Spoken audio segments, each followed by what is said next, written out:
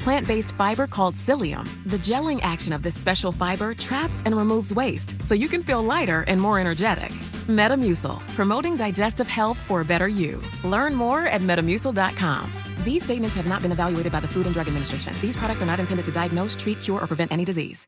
Hey folks, this is Paul Winkler. What if someone started using their chainsaw in the kitchen rather than as an outdoor tool? Jim, can you find a paring knife for these carrots? Forget that. Let's fire up this baby. Jim, no! Oops. Did you know that annuities were invented almost 2,000 years ago? The idea was to be able to pay somebody back their own money and make sure the payments would last as long as they did. If they died next week, the money was gone. If they lived 200 years, that was the payer's problem. Inflation didn't exist, so watching the purchasing power of fixed payments drop wasn't an issue. Today, annuities are almost never used for what they were designed to do. Why? In my opinion, people don't like losing control of their money, and the guarantees often look better on paper than in real life. At Paul Winkler Inc., we don't do commissions and always act as a fiduciary. Set up a complimentary phone consultation by calling 615-851-1950 or go to paulwinkler.com. Let's order out. New Oak Grove Gaming Players Club members get up to $250 on the house. Visit oakgrovegaming.com for details. Did you know that regular maintenance on your HVAC and plumbing systems can save you lots of money? Join the Beehive Club and be ready for any weather. Busy Bee Plumbing, Heating, and Cooling, your official Rude Pro partner. Call 615-775-7833. From the Beacon Capital Management Weather Center. Another cold night coming our way. I'm WSMV4 First Alert meteorologist Stefano DiPietro, but temperatures this afternoon will get back into the 60s under plenty of sunshine. Tonight will be chilly again, down to the 30s for the overnight low. Some of us even near that freezing mark by tomorrow morning. In the afternoon, looking at some good sunshine with a few clouds to mix in. Temperature will be back near 70. We'll get into the mid-70s by Wednesday, upper 70s on Thursday. Watch out for some rain late this week. Friday, showers and storms return. Nashville's Morning News with Dan Mandis. And go, my fellow Americans. We talk news. Super Talk 99.7 WTN. That's what it is. It's WTN Super Talk 99.7. It's 5:06. Good morning, Monday morning. Dan Mandis, he's not here. He's on vacation. I don't know if he actually made it to his destination of Florida to take off for his big cruise. And we'll get into that story, why all that happened and the problems that he had.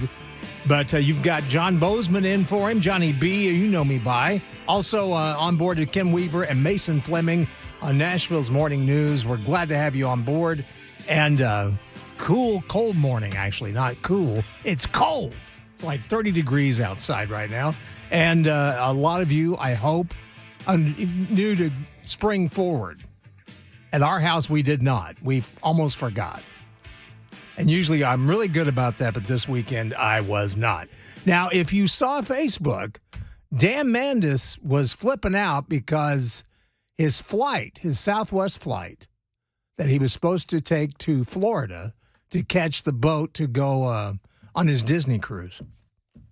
By the way, it's not a Disney cruise. We're all giving him a hard time about that. No, actually, he was going to go down there and meet the boat. What happened is Southwest Airlines and some other airlines as well, they had to cancel about 160 flights that had destinations to go to Florida on Saturday. And the cancellations came on the weekend before spring break for a lot of public schools in the area and a lot of other local districts. And the airline said the reason for the cancellations was thunderstorms in the southeast. And they say they were working hard to accommodate customers, get them to their final destination quickly and safely, but apparently not for a lot of people, including Mr. Dan Mandis, who had to drive to meet the boat. And so I hope they made it in time because they under a tight schedule, were they not, Mason? Oh, my goodness, yeah. And I've made that drive to Florida. That is not a quick drive. That is not time-consuming endeavor there. Yes, it is. So our best wishes to Dan and family. Hope they have a good cruise if they made it to the boat on time. But we don't know if they did or not. But if you had the same problem over the weekend, that's the reason that Southwest is giving. A lot of people not happy with the airline this morning, and I can understand. Plus, spring break in a lot of areas, and we'll have the story later on, becoming very dangerous, especially for spring break kids that are heading for places like Mexico.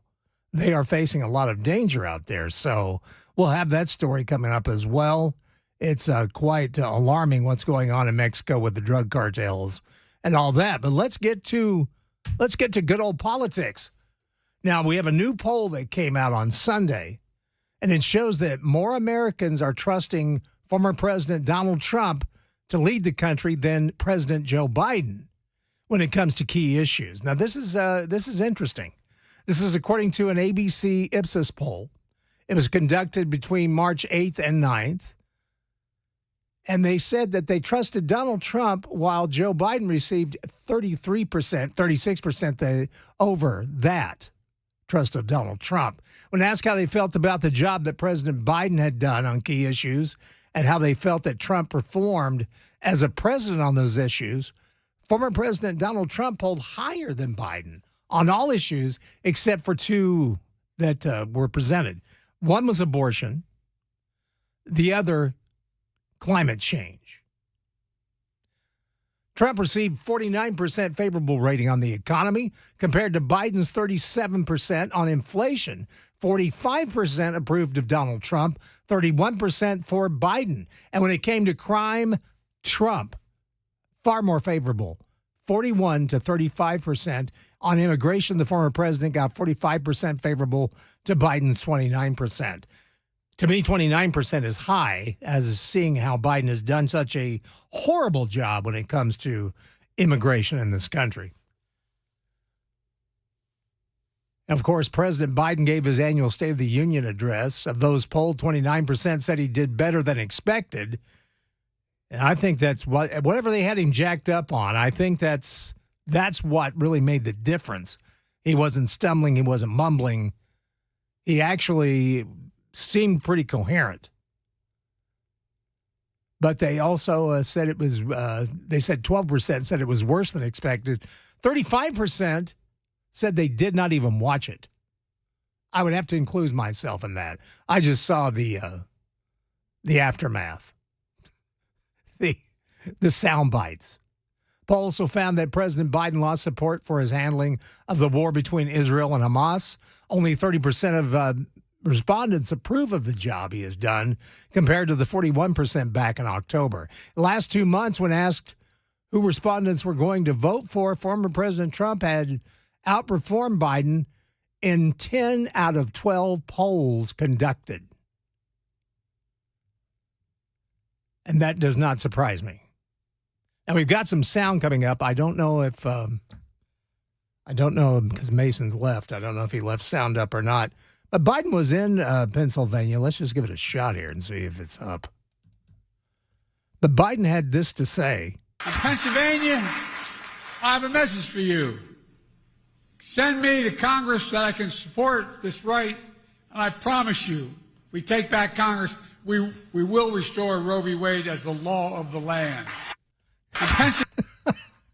Now, did you catch that? Did you catch that? He goofed.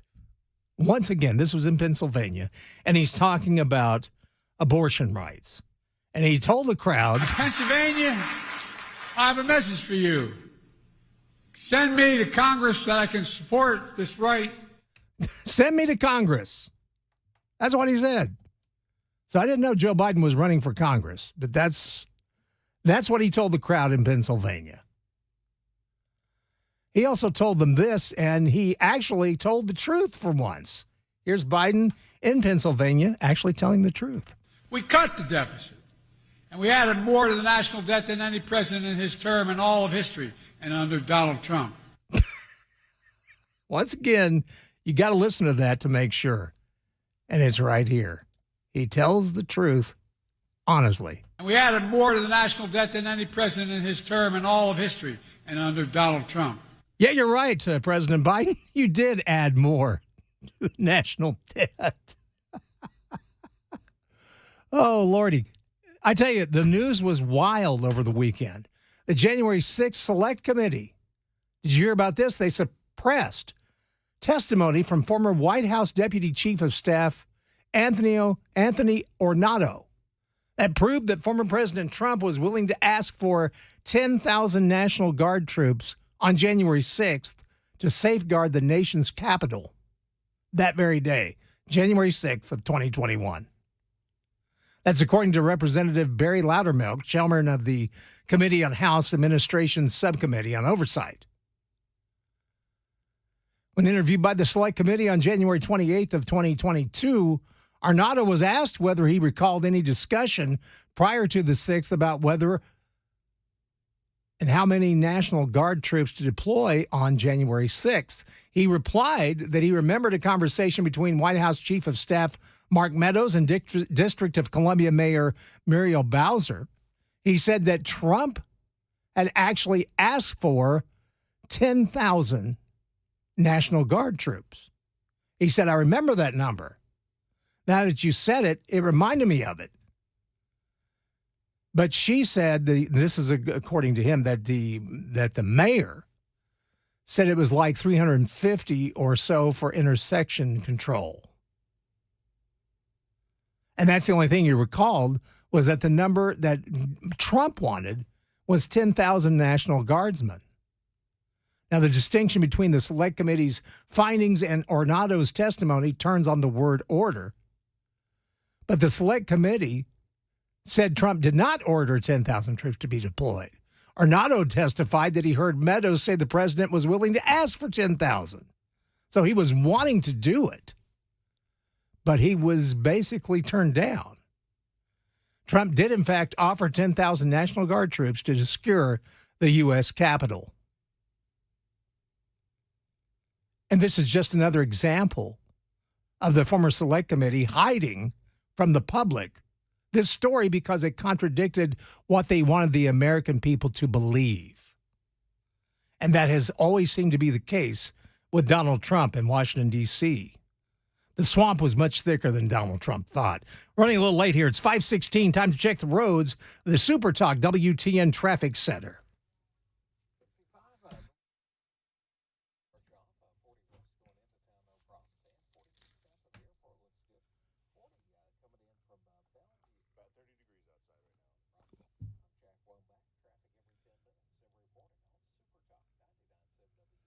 Thank you, Jack. Spring is going to make a comeback. Sunny today with some afternoon clouds. The high is going to be in the low 60s, but the rest of the week we're going to get into the 70s, up near 80, like 76 degrees is going to be the high for Tuesday, Wednesday, and Thursday. Rain comes back into the picture on Friday. All you super texters out there, by the way, right now we're at 30 degrees, so bundle up. I don't have to tell you that, but they like to tell you that. But anyway, the Members Nutrition Super Text line, I'm going to try to get that open. They never give me the password when Dan goes on vacation. Somebody always drops the ball on that. Mason's going to get it set up. That way we can communicate with each other, and we'll make sure that it gets up. So anyway, we're just talking about the Select Committee, the former Select Committee, that was investigating January 6th and finding out that Donald Trump had actually wanted to have 10,000 National Guard troops ready. And what they were wanting those for was for the mall area, not so much around the Capitol. They didn't think anything was going to happen around the Capitol, but they were worried about two groups of people, notably, I would say, pro-Trump supporters, some on the crazier side, and then also people like Antifa who are crazy. And you put them both together, and it's combustible, and I think that's what we saw happen. But they tried to say that Trump wanted it to happen. Folks, it was not an insurrection. We don't have to go into that again. But I think that's why Donald Trump is doing better in the polls than before. I think a lot of people have seen what's happened with this administration. One glowing example of that is President Joe Biden's botching of Lincoln Riley's name, calling her Lincoln. And to this day, I don't even know if he's apologized to the family for messing up her name. And in fact, Trump was right. He said, what a shame. Laken Riley would be alive today if Joe Biden had not willfully and maliciously just left the borders of the United States open, set loose thousands and thousands of dangerous criminals into our country, which he has done. Trump told that to a Rome, Georgia campaign rally. After meeting Riley's family backstage, in fact, they were there for the speech. They said to her family tonight, I promise you I will demand justice for Laken. And while Trump's talking about that, Biden is busy apologizing for using the term illegal immigrant. There's no reason to apologize for that. That's what they are. They're illegal immigrants. They're not migrants. But that's what the left tries to do. They try to take over the language. And if you stray off course like Biden did, oh man, you will be brought to the woodshed, and Biden has been. Trump basically said Biden was being forced to say her name by a shouting Representative Marjorie Taylor Greene. We remember that from the State of the Union address.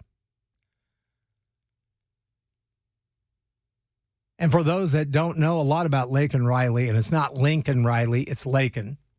She was 22. She was a nursing student at the Augusta University College of Nursing, found beaten to death by an illegal immigrant. Now, Trump hailed Greene, who spoke earlier at the rally in her district. And Trump said it was very brave of her to try to bring up the point. Said it was very brave. I would agree with that to a point. I thought it was bad timing on her part, as Dan played Friday for you, the sound from the State of the Union address. Biden was getting ready to go off into the netherworld of his thoughts. He was losing his place. And Marjorie, bad timing on her part, she interrupted him, and it would have been far more effective to allow him to basically screw up, because he was going to. He was heading down that road. And if you let Biden speak, he's going to screw up. And if you don't believe me, and here's the truth. And we added more to the national debt than any president in his term in all of history. Yeah, you did. And you said it. I don't believe you meant to. It's 5:21. It is Nashville's Morning News. Johnny B. sitting in for Dan Mandis this morning. Ken Weaver, I don't have the sounder, but what's coming up in the news? Well, we've got another mid-air incident. This time it involves a JetBlue flight, and 50 people were injured. I'll tell you about it at 5:30 on Super Talk 99.7 WTN. Thank you much, Ken. It's 5:22. We've got a lot more coming up on Nashville's Morning News. And, of course, the Gang of Three Amigos. We got a very interesting mashup of supergroups. Yes, somebody from one supergroup joining another one. Actually, Ken's going to have that story for you during the Gang of Three Amigos coming up at 35 after. Don't go away, because we got a lot to cover this morning, and we want you here with us. It's Super Talk 99.7 WTN.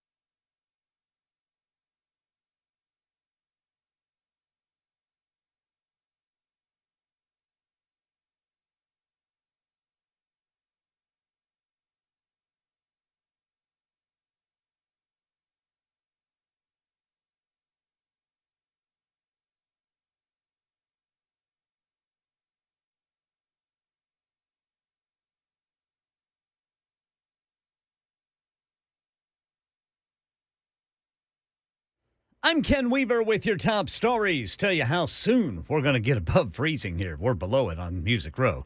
31 degrees. Full forecast and traffic in 5 minutes.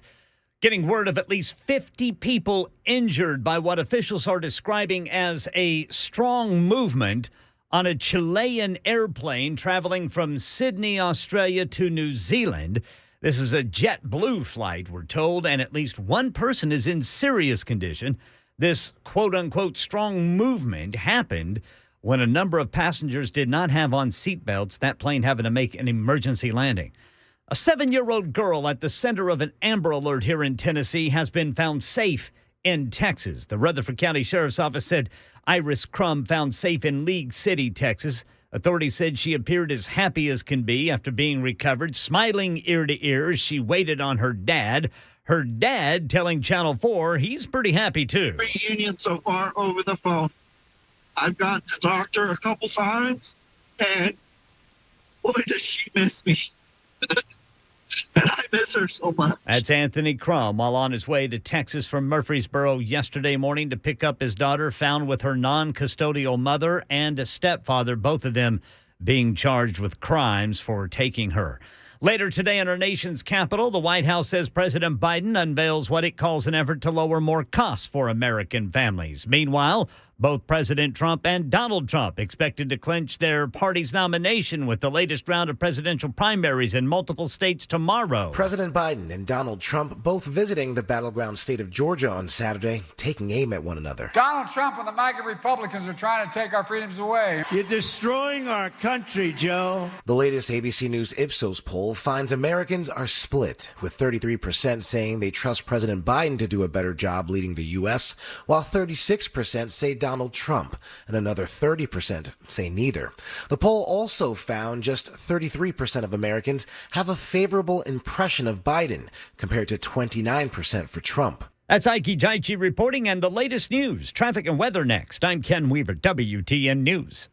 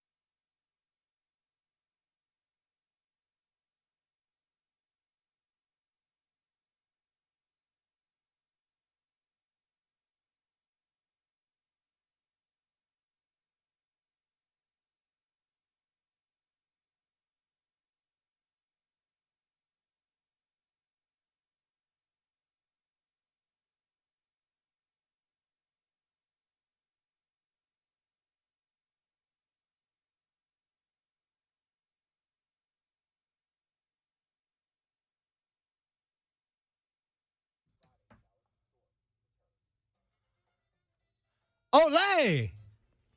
See. More salsa, please. Hey, welcome to the gang of three amigos. Dan Mandis is on vacation, well-deserved. You've got Johnny B right here, along with Ken Weaver. Good morning, boys. Yes. And Mason Fleming.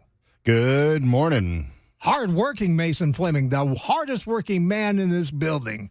You're very generous. I appreciate it. Well, it's very true. And especially under this Biden economy with shrinkflation and inflation and so much fun. United Nations. Why are you even getting less sleep under the Biden White House? Absolutely.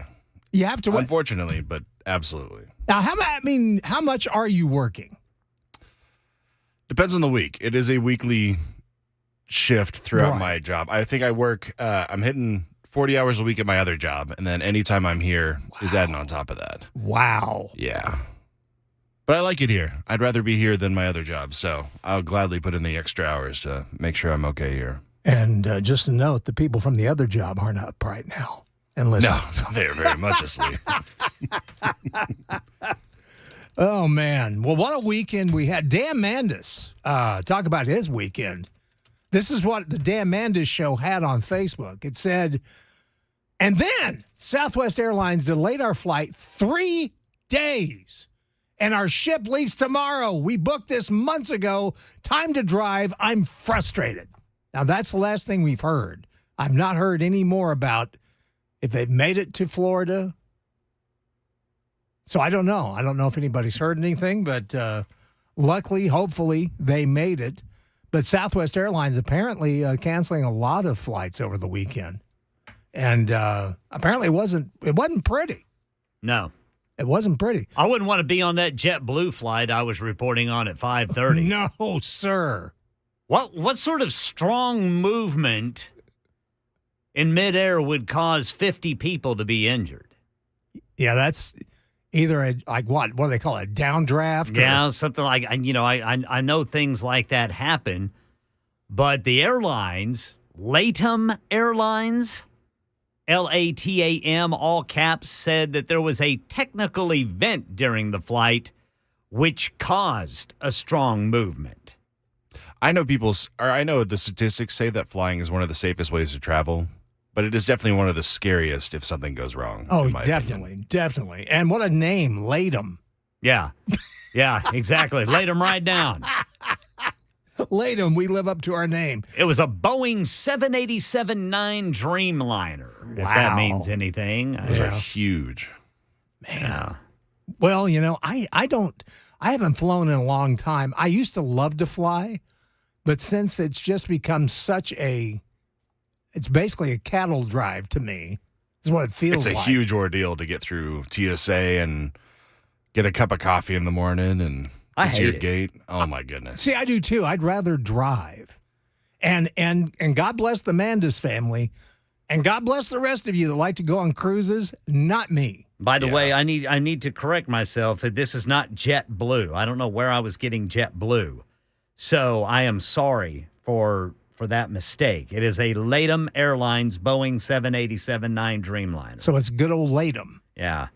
What a name. But, this is happening every day. Yes, it is. I'm seeing something every day. Well, just on Friday morning, that United Airlines flight landed at Houston and then skid off the runway. Oh, I know. It's crazy. It seems like we're hearing more crazy airline stories than we've heard in a long time. Parts falling off in mid-flight. But don't worry about it. It's kind of like TDOT here. Whenever like a piece of a bridge falls off, it's all right. Don't worry about it. It's cool. It's not going to harm you. Yeah. Just drive around it. Oh, it's safe. It's safe. But on a lighter note, gentlemen, I understand that President Donald Trump actually gave Dan Mandis a send-off. And let's see if we can get it to play. I hope Mandis, in the morning, I hope he enjoys his Disney cruise. Quite frankly, it's not a cruise I would go on. Too woke for me, obviously. But I hope he enjoys himself.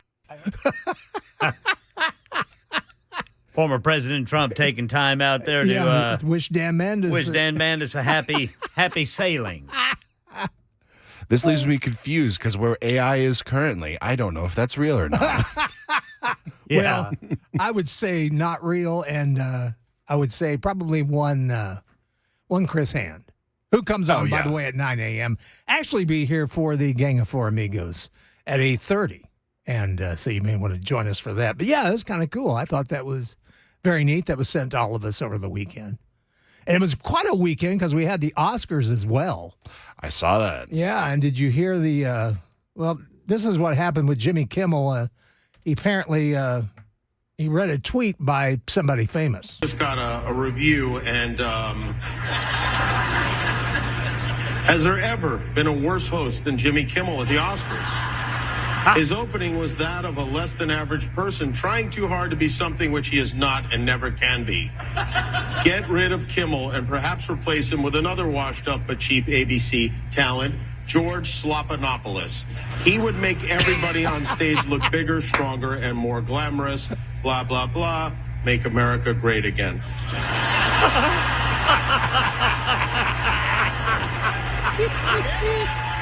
Okay, now. See if you can guess which former president just posted that on Twitter. Anyone? No? Well, thank you, President Trump. Thank you for watching. I'm surprised you're still watching. Isn't it past your jail time?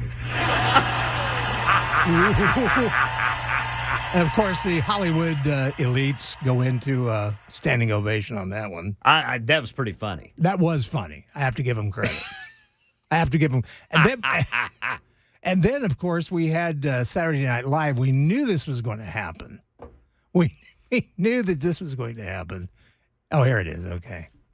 Let me get it up. Anyway, we knew that they were going to do a spoof on the Republican response, and Scarlett Johansson actually did the response. America, my name is Katie Britt, and I have the honor of serving the great people of Alabama.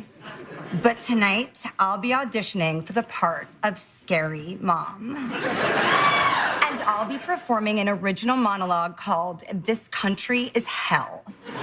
You see, I'm not just a senator. I'm a wife, a mother, and the craziest bitch in the Target parking lot. And it just went on from there. So that was some comedy, and some of you may question. I think it's funny. I did think it was funny, actually, because it was pretty over the top as far as Miss Britt's performance. But, yeah, that was some of the I did have to, because I watched Oppenheimer not long ago, and I'm glad it won the Oscars that it did, because I did think the movie was very well done and a little long, but I watched it in parts, and I loved Robert Downey Jr. in it, and he deserved his supporting actor. But, yeah, it was basically what you thought it would be. Plus, I understand the Oscars were kind of held up because of pro-Palestinian I guess, protests going on outside. Oh, interesting. I didn't know about that. Yeah, it took them a while to get up, like the stars, to get in there. Poor things. They have it so rough. Yeah, everything's so dramatic surrounding the Oscars. I mean, I think Jimmy Kimmel was talking about just how hard it was for the actors and actresses, who were, they were just locked away for a year, under the strike. Oh, yeah. It's very hard on them, and it's like, all right. Yeah, they live such tough lives. And just move on. Just give out the awards. Yeah, please, and don't give. I stopped watching award shows, especially the Oscars, because they became way too political. Well, yeah. For me. I don't just give the awards, but they don't, so that's why I don't watch it anymore. See, that's me. I don't. And all awards. But we say this every year. Yeah, we do. And we don't. And then we keep talking about it. Yeah, we do. Like we are right now. Well, let's get off of it then, Ken. You have got some great news that I found very exciting, actually. Yeah, but now I'm starting to wonder. Okay. Because this popped up on my feed yesterday, one of my feeds, that Guns N' Roses bassist Duff McKagan apparently was going to be announced as the bassist for AC/DC on their upcoming world tour. However, when I looked closer, I saw that article was dated on February 28th and that the announcement was going to be on Monday. Well, it's March 11th. And I still don't know who's going to be playing bass for AC/DC on their world tour. We know that Cliff Williams apparently has said he's done. Yeah, he's retired. He's retired. He's not into that grind that a world tour is, for AC/DC, for any band for that matter. Right. So I guess we still don't know for sure who is going to be playing bass for AC/DC. And at the same time, are they coming to Nashville? We do not know. Right now, their tour is in Europe, from what we understand. Yeah, there's no American dates that have No been. American dates. So stay tuned. We'll get back to you on that. But I thought it was interesting. I mean, I thought Duff McKagan is very capable. And this would be a second Guns N' Roses member helping AC/DC out. Well, in fact, I was thinking when you sent the story to me that I was thinking, man, I guess Guns N' Roses is like the farm team for AC/DC. Yeah. We'll just use their members anytime one of our members decides to, retire or they can't perform for some reason. Right. We know Axl Rose, he took over for Brian whenever Brian was having some hearing issues. Brian Johnson, the lead singer for AC/DC. Axl Rose, and apparently did a great job. I was kind of mixed on my reviews of it. I thought Axl sounded great on some songs not so great, but I'm an AC/DC snob. Well, see, I am too. I mean, I go back to Bon. I love Brian Johnson, but I wish Bon Scott was still with us. Oh, man, they would be, because Bon Scott was, his writing, his singing, everything about that dude was unique. And not putting against anything Brian, but it was just a different band when Brian Johnson came along. And I noticed the song lyrics weren't not as colorful, not as witty. Right. More headbanging, right. Fist pumping. Now, here's something from 4 hours ago about Bon Scott. This is from a site called Film Stories. This might be interesting. We'll have to see. AC/DC, the life of frontman Bon Scott to be dramatized in a movie. Oh, that'll be good. The Kid from Harvest Road is apparently what the film is going to be titled. It's a musical biopic about the frontman Bon Scott. Ah, interesting. I would have to see who would play Bon Scott. That would be interesting. Yeah, who's going to play him and who's going to do the voice? He's going to have to be a heavy drinker. Yeah, he is. He's going to have to drink a lot of Jack Daniels, go out with a lot of women. But that could be very interesting. That will be interesting. It's kind of like too this new Beatles flick that they're talking about doing, where it focuses on it'll be each member of the band has their own biography. Their own cool, yeah, and actors will be playing them. And Sean Lennon, God, he had a weird interview where he said he wanted, and he was joking, of course, but he wanted Emma Stone to play John Lennon. Okay. And that Sean Lennon, would play his mother. Okay. Yeah, so we've entered that realm. Yeah, so he's on acid too. Took after his mother, I guess. Yeah. But also, I definitely want to say, I was a huge fan of Blackberry Smoke, still am. Yeah. But a big fan of Britt Turner, the drummer. Britt, of course, passed away last week, sadly, of glioblastoma, which is a very aggressive brain cancer. And my first concert to see Blackberry Smoke was in a small town in Georgia called Covington. And I first saw these guys with David Allen Coe in Covington, Georgia, at this place called the Ozone Bar and Grill. And I just fell in love with them because Coe was late. Blackberry Smoke got to stay on for like 2 hours. maybe over 2 hours. They played everything they knew. They even did a tribute to Billy Powell of Leonard Skinner and played Tuesday's Gone. Oh. And from that moment on, so I just became a big fan of the band and would see them at clubs in town here in Nashville. And I wasn't, some people have said, so you were friends with Britt Turner. No, I didn't know him that well, but I talked to him several times, like after their gigs, because the band was that's what I loved about the band. They're very hardworking guys. They've gotten to because now they are getting #1 albums every time they put one out. And it's all due to the fact that they worked hard. Then they took care of their fans. They treated their fans with respect. In fact, Britt Turner would tell you if you went, man, it's so great to see you guys. He said, it's even greater to see you guys. That's the kind of guy he was. And Access TV, I understand, did a tribute to him this weekend, and I'm glad they did. Also want to add here, too, Ken Weaver, you and I have been kind of criticized for not going to the last WTN party. Okay. And I would like to explain that to people. People thought we were just sloughing it off. That's not the case at all. No. When it comes to this show, Ken and I work very hard. And we get here at ungodly hours.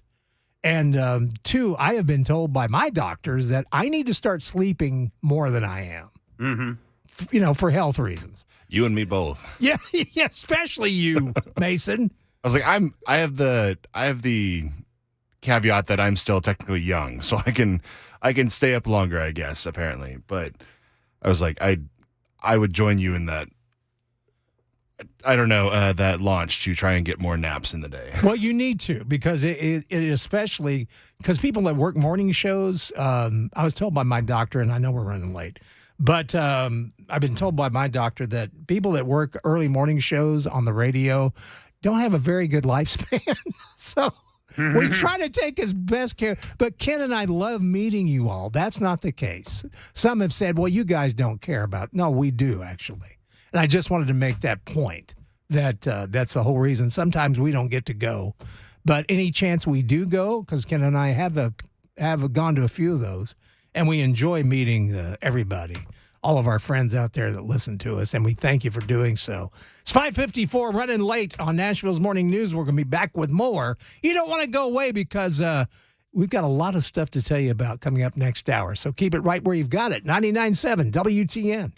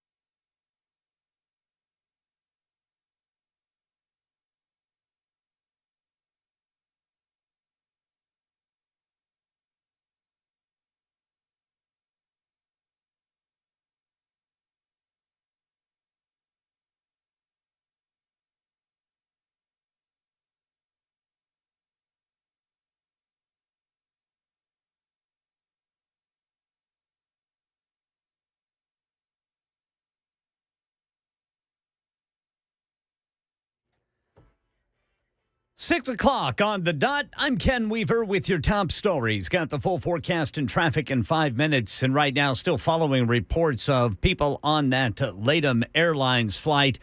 Dozens of people injured on that flight. It was from Australia to New Zealand when they experienced what the LATAM Airlines is calling a technical event that produced a sudden movement. Witnesses telling local media passengers when they landed that some of those passengers were thrown around the cabin. As many as 50 were treated for injuries upon arrival in Auckland, including one person in serious condition. 12 patients had to be sent to the hospital. Right now in Nashville, a man is dead after shooting 3 people, then himself in Antioch. Metro Police spokesman Don Aaron says one of the victims is a little boy. The 7-year-old child is in non-life-threatening, stable condition. In fact, he's been able to talk to us, give us some information. So some of the knowledge that we have presently is based on information given to us from the 7-year-old. Yeah, the shooter was the estranged boyfriend of a 31-year-old woman at that apartment. Police described this incident at the Baker Station apartment complex as a domestic-related shooting involving individuals from Central America. Later today in our nation's capital, the White House will announce an effort it says will lower more costs for American families. They say it is a budget that includes savings on child care, prescription drugs, utilities, housing, college, and health insurance. And election 2024, both President Trump and both President Biden and former President Donald Trump are expected to clinch their party's nomination with the latest round of presidential primaries in multiple states tomorrow. Ike Jaichi has the latest findings from a new ABC News Ipsos poll. 33% saying they trust President Biden to do a better job leading the U.S., while 36% say Donald Trump, and another 30% say neither.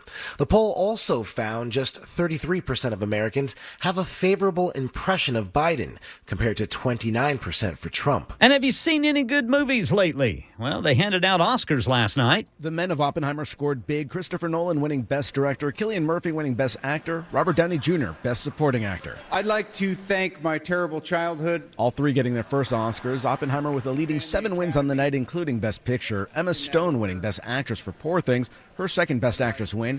And The Holdovers star Da'Vine Joy Randolph winning Best Supporting Actress, her first nomination and first win. I pray to God that I get to do this more than once. Backstage at the Oscars, Jason Nathanson, ABC News, Hollywood. And Market Numbers Report brought to you by Beacon Capital Management, online at beaconcm.com. Here's Jim Ryan. The stock market is coming off a losing week with the Dow turning in its worst weekly performance since October. On Friday, the industrial slipped 68 points to close at 38,722. The S&P lost 0.65%. The Nasdaq gave up 1.1%. The cryptocurrency surge, on the other hand, shows no signs of letting up. Bitcoin hit a new record high this morning, blasting through the $70,000 barrier. Fresh delays may be on the way for Boeing's next big jet. Bloomberg reports that deliveries of the 737 MAX 10 could be stalled until 2027. Boeing has been under a microscope since a door panel flew off an Alaska Airlines jet mid-flight in January. Donut fans are in luck this St. Patrick's Day. Krispy Kreme is offering 4 new flavors, including shamrock cookies and cream. That starts today. March 15th through the 17th, wearing green at Krispy Kreme would get you a free donut. All right, checking futures ahead of this morning's opening bell on Wall Street. Dow futures down 80, S&P down 65, NASDAQ up 23.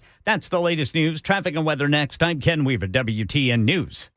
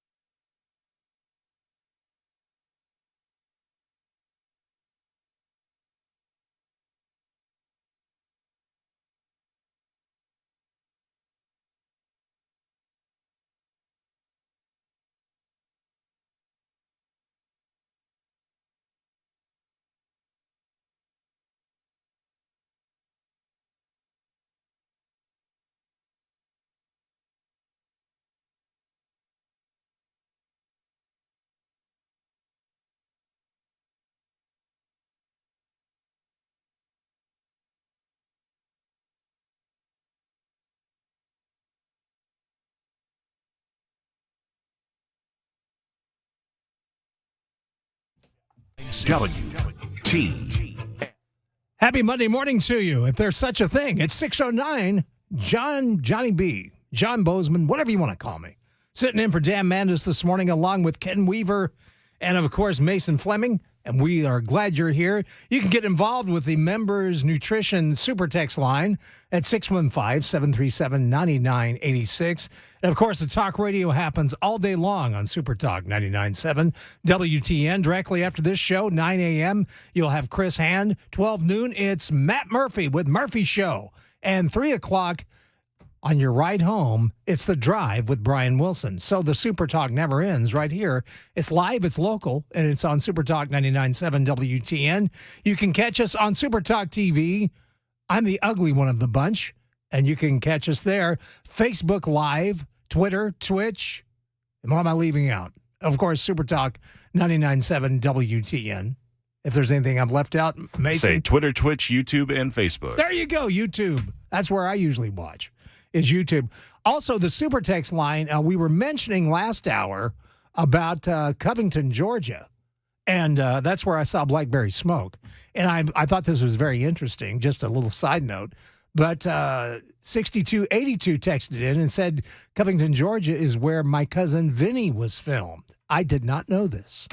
And I love that movie, by the way. And I fell in love with Covington, Georgia. It's a really cool little town, and the Ozone Bar and Grill, don't know if it's still there, but man, it was a cool club, and the audience that night was so cool. And that's what I guess I love about Blackberry Smoke is their audiences are just the best I've ever seen. They are always very nice.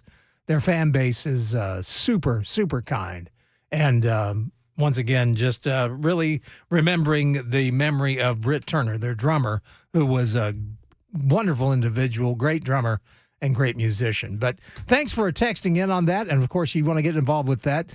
The Members Nutrition Super Text line, 615-737-9986. Well, Joe Biden, our president, well, he has a lot of regret. In fact, he went on MSNBC this weekend. It was the Saturday show with host Jonathan Capehart. And, well, Biden talked about his regret of using the word illegal. I noticed the look of surprise on your face when you walked into the chamber and you saw Congresswoman Marjorie Taylor Greene. It was priceless. You feigned shock at seeing her.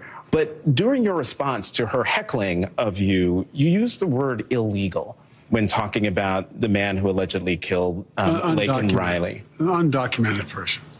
And I shouldn't have used illegal. It's undocumented. And look, when I spoke about the difference between Trump and me, one of the things I talked about on the border was that the way he talks about vermin, the way he talks about these people polluting the blood. I talked about what I'm not going to do, what I won't do. I'm not going to treat any of these people with disrespect. Look, they built the country. The reason our economy is growing. We have to control the border and more orderly flow, but I don't share his view at all. So you regret using that word? Yes. So he regrets using the word illegal, and he says they built the country. Really? Really? I agree with President Trump on this one. Trump basically said over the weekend that Biden should apologize to Lake and Riley's family. And for those that don't know, if you've been on an island somewhere or something, Lake and Riley was the young lady, the young nursing student that was murdered in Georgia by an illegal immigrant. They came across, of course, our border. She'd still be alive today. Is that improving the country? And what about this? He says they're building the country. Guess what's happening in New York? Black market fake green cards, Social Security identification being openly hawked to illegal immigrants on the streets of New York City. Who's doing that? Well, criminals linked to MS-13 and other gangs. They're selling the fabricated documents this week in Queens. That's according to the New York Post. At least 10 men were selling the bogus cards for $80 to $250 while camped out in broad daylight at Four Corners along Roosevelt Avenue in Queens. Is that what Joe Biden is saying, that they're adding to the economy? That they're building this country? An associate professor at the Department of Criminal Justice at the Citadel in South Carolina, Roy Finoff, he said the documents grant immigrants like this, illegal immigrants, access to almost everything a citizen has. Once people have these fake cards, they can work, they can travel, they can access a lot of aspects and services in the United States. There are people getting these cards that are not here just to get a job. They have other intentions. And that's what the left doesn't tell you. That's what Joe Biden is not telling you. This helps them carry out their criminal activity. And while the Social Security cards are fake, the numbers can belong to real U.S. citizens. This has happened. I've witnessed it myself. I once lived in a condo community, and I knew there were illegal immigrants there, and I questioned the housing authority about it, the what do they call them, the neighborhood association? And, of course, at first they didn't want to answer me, but finally they did. And when I got to asking questions, I asked them about their legality. I'll tell you more of the story coming up after we check the traffic from the WTN Super Talk 99.7 Traffic Center.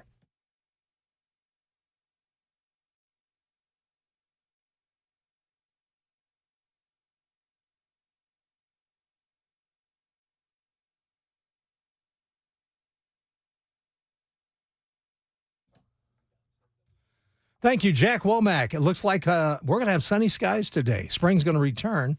High is going to be in the lower 60s, around 63 degrees. But the rest of the week, it's going to be nice. We're going to be in the 70s. And in fact, Tuesday, Wednesday, and Thursday, we're going to be in the upper 70s.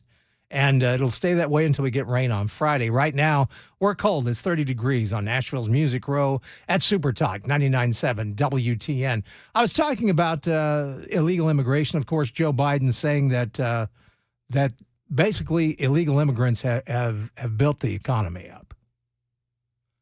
And I was kind of asking, I wasn't even kind of, I was asking, is this due to things like illegal immigrants selling green cards and Social Security identification that are fake to illegal immigrants in this country?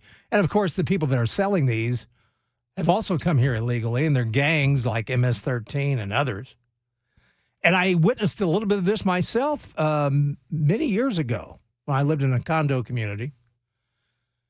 And I knew that they were renting one of the condos out. And I could tell that the people that lived there were probably illegal. And so I did some digging. And, of course, the homeowners association, they were kind of cagey at first. But once I started really asking some probing questions, they answered me. And I asked them when they presented their Social Security numbers, were they valid? And this was the response I got, was that not at first. They didn't match up. But then they gave another set of Social Security numbers, and everything was fine. And my question was, well, then why, when you first give a Social Security number and it doesn't match up, why would you let them rent? But see, that's been the case for far too long in this country, is that we have allowed this to happen. And I'm telling you, we are waiting for another 9/11. It's going to happen. It's going to happen. And in fact, while you've been asleep, if you're just now waking up, did you know the illegal border crossings today just tipped over to 1,978? Just today. Just this morning. That's how many have crossed over the border. It's this way every day. Just crossed over to 1979. It's happening every day. And Joe Biden is sorry that he said illegal immigration or illegal immigrant. But yet he's not sorry for botching the name of Lincoln Riley, calling her Lincoln Riley, confusing everybody, thinking it was a football coach. No, he won't apologize to that family, but he apologizes to illegal immigrants because, by gosh, he's not going to disrespect them. They're here illegally. They're breaking the law. And while I do have a heart for people that are trying to escape a horrible country and horrible conditions, that's not what all of these people are here for. Some of them are here for other reasons. And the only reason Joe Biden has opened up the border so wide is that he wants voters. And he's getting them. I remember when he was going to send down and he did send down National Guard, and everybody thought, oh, finally, Joe is waking up. He's going to finally take care of the border. No, what did they do? You know what they were doing down there? They were processing people. That's all they were doing, making it faster for them to get into the country. And I no doubt probably having voter registration cards there as well. That's what they're trying to do. That's what this is all about. This is all about changing the voting dynamic because the Democrats know they're in trouble. They know their policies aren't working. And the American people are finally waking up and seeing that their policies aren't working. When you can't find baby formula in stores, when you're paying $250, $300 for groceries when you're maybe paying $100. When you don't have American exceptionalism anymore. When you buy a house and the foundation isn't even properly done. When someone like Mason Fleming, who works here, has to work several jobs just to survive. That's not American exceptionalism. America used to be, the United States used to be an exceptional country. And it still could be. But we've let leaders, and on both parties, I might add, Joe Biden has ramped this up, but every party has been guilty of this. I remember George W. Bush. They're doing the jobs Americans just won't do. Well, George, the thing is, the Americans won't do the job because they're not getting paid anything. That's another thing. Everybody touts, man, we got so many new jobs. Yes, but they don't pay anything. They don't pay. And that's why, and when you hear people saying when you hear Biden say, oh, we've created all these jobs. You know who's filling those jobs? People that are working 2 to 3 jobs. It's not new employees. It's employees that have work they're working for someone else, but yet they're getting a second or third job just to keep food on the table, just to pay these outrageous bills. And something's got to give. And that's why Donald Trump is starting to really catch up in the polls. And that's why people that don't even like him, that are holding their nose about voting for him, are going that route because they see that these policies aren't working and that America is in bad shape. Hollywood can laugh about it all they want. They can put Scarlett Johansson up. And yeah, it was funny. It was funny. But the gist of it is a lot of what is being said on the right is correct. The country is in hell. And something's got to change, and hopefully it will in November. And time to check on what's happening in the news coming up. Ken Weaver, what's coming up in the news? Well, we're still trying to get as much information as possible after as many as 50 passengers were hurt in a midair incident. And here in Middle Tennessee, a man is on the run after escaping an undercover underage sex sting. We'll tell you about it at 6:30 on Super Talk 99.7 WTN. Thank you, Brother Ken Weaver. And, of course, if you want to get involved, you can. The Members Nutrition Super Text line is open at 615-737-9986. As Dan Mandis say, very busy this morning. Thank you. And, of course, Dan's going to be back next week. He's on vacation. You have me, Mason, and Ken Weaver here on Good Morning, Nashville's Morning News. I didn't sleep either. time change got to me. I'll blame that. Anyway, we've got Carrie Lake is getting a lot of reaction of something she said in an interview. We're going to have that coming up for you at 6:35. Get your take on it as well, Super Texters. 6:24. It's Nashville's Morning News, Super Talk 99.7 WTN.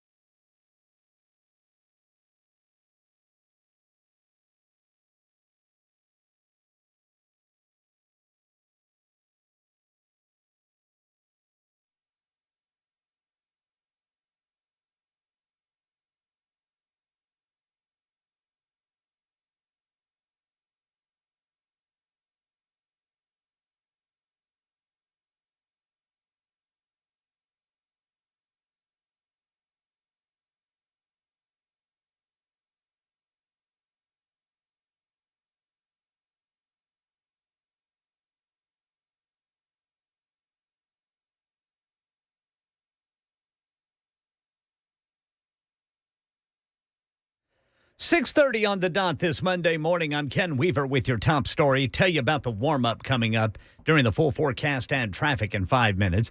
We're monitoring reports of another mid-air incident. As many as 50 people on a flight. This is on a Chilean aircraft. Apparently had to make an emergency landing.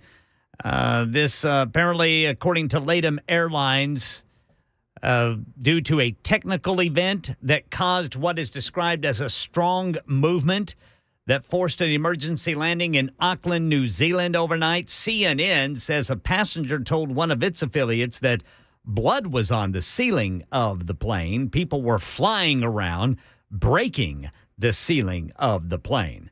Here in Middle Tennessee, a man is on the run after escaping an undercover underage sex sting. Shelbyville police say 26-year-old Robert Austin Mormon had arranged to meet a 13-year-old girl for sex on March 6th, but he got away, nearly running over law enforcement, according to police.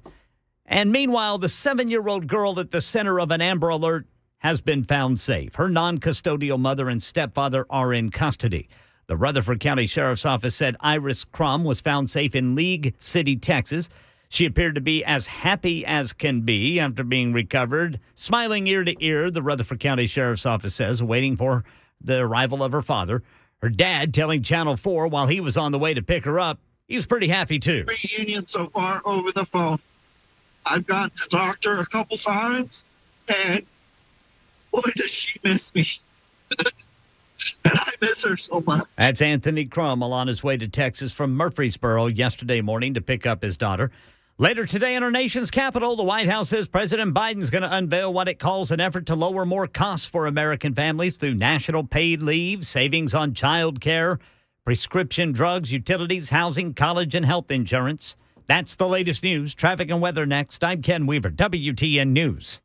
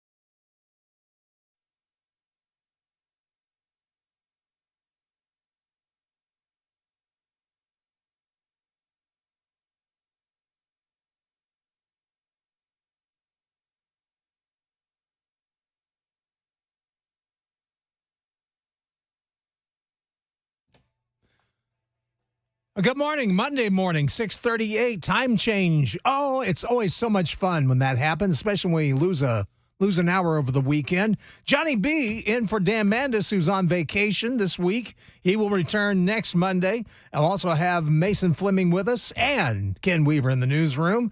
And you can watch us on Super Talk TV. You can see the ugly guy, me, before the good-looking guy, Chris Hand, and the other good-looking guy, Matt Murphy, get in here.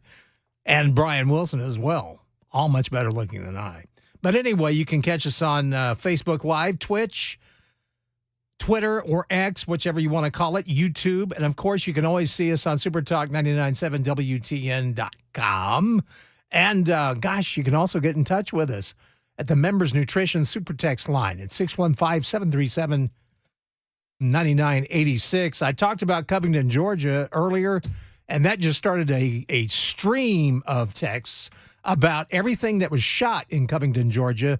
I understand some Dukes of Hazzard episodes were shot there, and also in the heat of the night. So not only a great place to go see a concert and not a bad town, but also, I guess, a lot of filming has gone on in Covington, Georgia. So just wanted to pass that along. Thanks to all the texters out there, super texters. We'll read more of them as the show continues. Of course, that's 615-737-9986 if you want to text into us. And whatever you want to text, we'll read some of them. We'll definitely read all of them, and we'll tell a few of them on the air as well. Also, I was like, oh, yeah, we got more Super Talk coming because at 9 a.m., it's Chris Hand's show, and you don't want to miss that, along with Cougar Chow McMorray. And then at 12 noon, it is Murphy's show with Matt Murphy. And Brian Wilson takes you home on the drive at 3 p.m. right here on Super Talk 99.7 WTN. Well, over the weekend, a lot of interviews, and Carrie Lake sat down for an interview with CNN. She spoke to CNN's Melanie Zanona. And in this interview, well, Carrie was kind of set up, really, to they basically want to try to make her look like, oh, she's an election denier. But a lot of what she said, it really rings true. And we'll talk about it after we hear Carrie's, well, the question and the answer she gave to CNN's Melanie Zanona. Well, we got to get I hate this system. Have I said that? I really did. Anyway, this is what it sounded like this weekend with CNN's Melanie Zanona along with Carrie Lake. You had been vice president. Would you have certified the 2020 election results? These are crazy. This is like a hypothetical going forward and a hypothetical going backward. I'm not going to entertain that. What I will entertain is talking about how do we go forward. And going forward, when we get an America First president and some great leadership in the Senate and the majority, we're going to do great things for the American people. Do you still believe that your election was stolen? We had major problems in our election, and we're really working to resolve those problems. We still have some court cases. What I'm concerned about going forward in the next election is that my radical opponent, Ruben Gallego, wants to give 9 to 12 million people who poured in illegally, invaded our country, the ability to vote. He wants them all to vote. That's wrong. Did anyone give you advice to not talk about the 2020 election? No. 2020 election, I think it was a rigged election. President Trump, I believe it was. But what I'm trying to do is look forward. Okay, so she was kind of backed into that by Melanie Zanona. Basically, trying to get her to look like an election denier. But she was basically telling the truth. Because a lot of irregularities happened in that election. And all of us know that, but we can't, if you talk about it, you're basically lambasted in public. If you question anything about that election. And a lot of look at Georgia. Look at what went on in Georgia. Where they quit counting after a certain period of time, and also they had to stop at one point because of what? Plumbing issues. There were so many strange stories that came out of that election, and there was a lot of underhanded and illegal practices put in place thanks to COVID. Nobody really trusted that election. Everybody accepted that Joe Biden was legitimately president, but we have a lot of questions about it.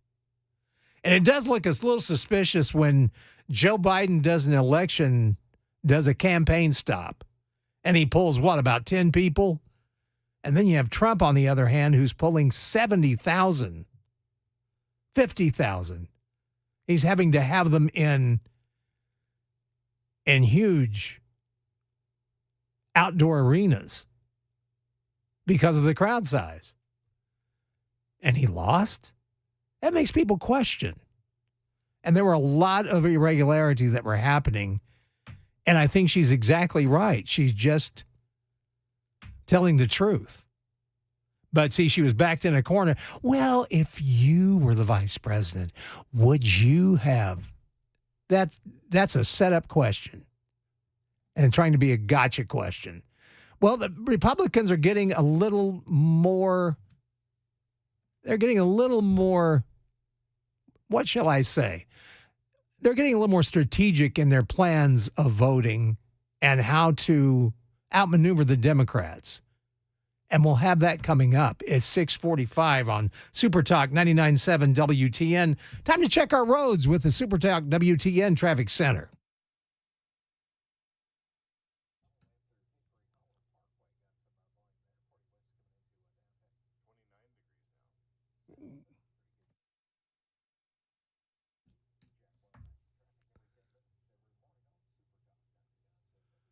Thank you, Jack. Looks like it's going to be a beautiful day today. Sunshine for the most part. We will see some afternoon clouds. High of 63, but get ready for it. It's going to be in the 70s most of the week. The only time we will get out of the 70s will be Friday when some rain moves in. Right now, we've gone down to 29 degrees on Nashville's Music Row. I understand that the naked statues may be affected. Maybe a little nipple out. I don't know. Anyway, newly elected Republican National Committee co-chair Lara Trump said that it's time for the RNC to up its game and compete with more strategy against the Democrats, and it's about time. According to Lara, they said, we've been playing checkers. The Democrats have been playing chess. That's what she told the Washington Examiner. Of course, she was elected to replace Drew McKissick. And Michael Whatley, the former chair of the North Carolina GOP, replaced outgoing RNC chair Ronna McDaniel. Thank goodness she's gone. According to Laura, she says, unfortunately, we don't have one day of voting. We don't have paper ballots. We don't have voter ID everywhere. So we have to play the hand that we're dealt. That way we have votes that are banked as we head into Election Day. And we're not playing catch up on November 5th with the Democrats. We need to be doing legal balloting harvesting, something that has never been done by the RNC. But she said, I can promise you there'll be a huge part of what we're planning to do.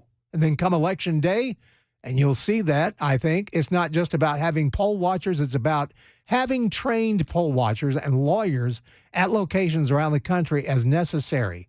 These are people who will be trained and able to physically count how many ballots are coming in and how many ballots are going out. Thank goodness this is getting done. She said her goal is to have people's trust restored in our electoral process. And see, that's what I was just talking about before we went to traffic, is that a lot of people, me included, by the way, felt like the last election, presidential election, there were a lot of irregularities that just didn't add up. She also promised to increase fundraising, noting that how the RNC is playing catch up to the Democrats in this area. That's another area that is quite interesting. If you notice that Democrats always paint the Republican Party as being one of the ultra-rich, the ultra-wealthy. Have you seen how much money goes into the Democrat coffers? Have you seen the huge dinners that are given by Hollywood elites and elites all over the country for the Democrats? The Republicans have now become the party of the working class. The Democrats have left you behind. The Democrats are mocking you on shows like the other day. The other day, you had Democrats basically making fun of Virginians worried about illegal immigration when they said, oh, they're just worried about the West Virginia border, making fun of West Virginia, of its people. That's what the Democrat Party has become.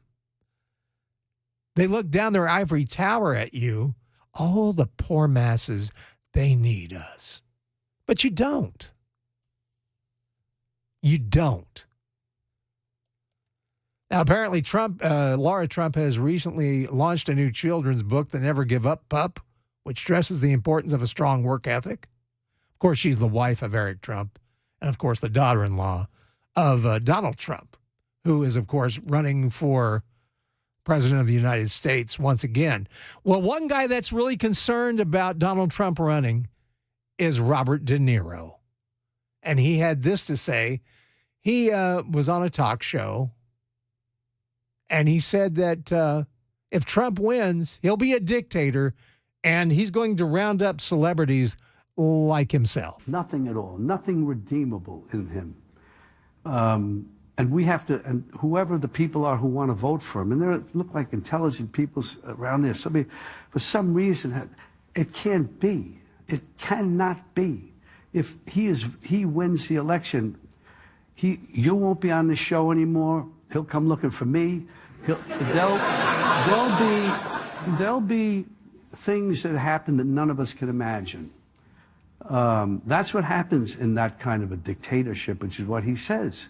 Let's believe him. Take him at his word. I did from the beginning. Yeah. I mean, I said from the very beginning, this guy is never going to concede power, and he still hasn't. No. He still hasn't admitted he lost the last election, and he advertises that he will go on. He says he's been cheated out of one term, so maybe we should get rid of the a president only gets 2 terms thing.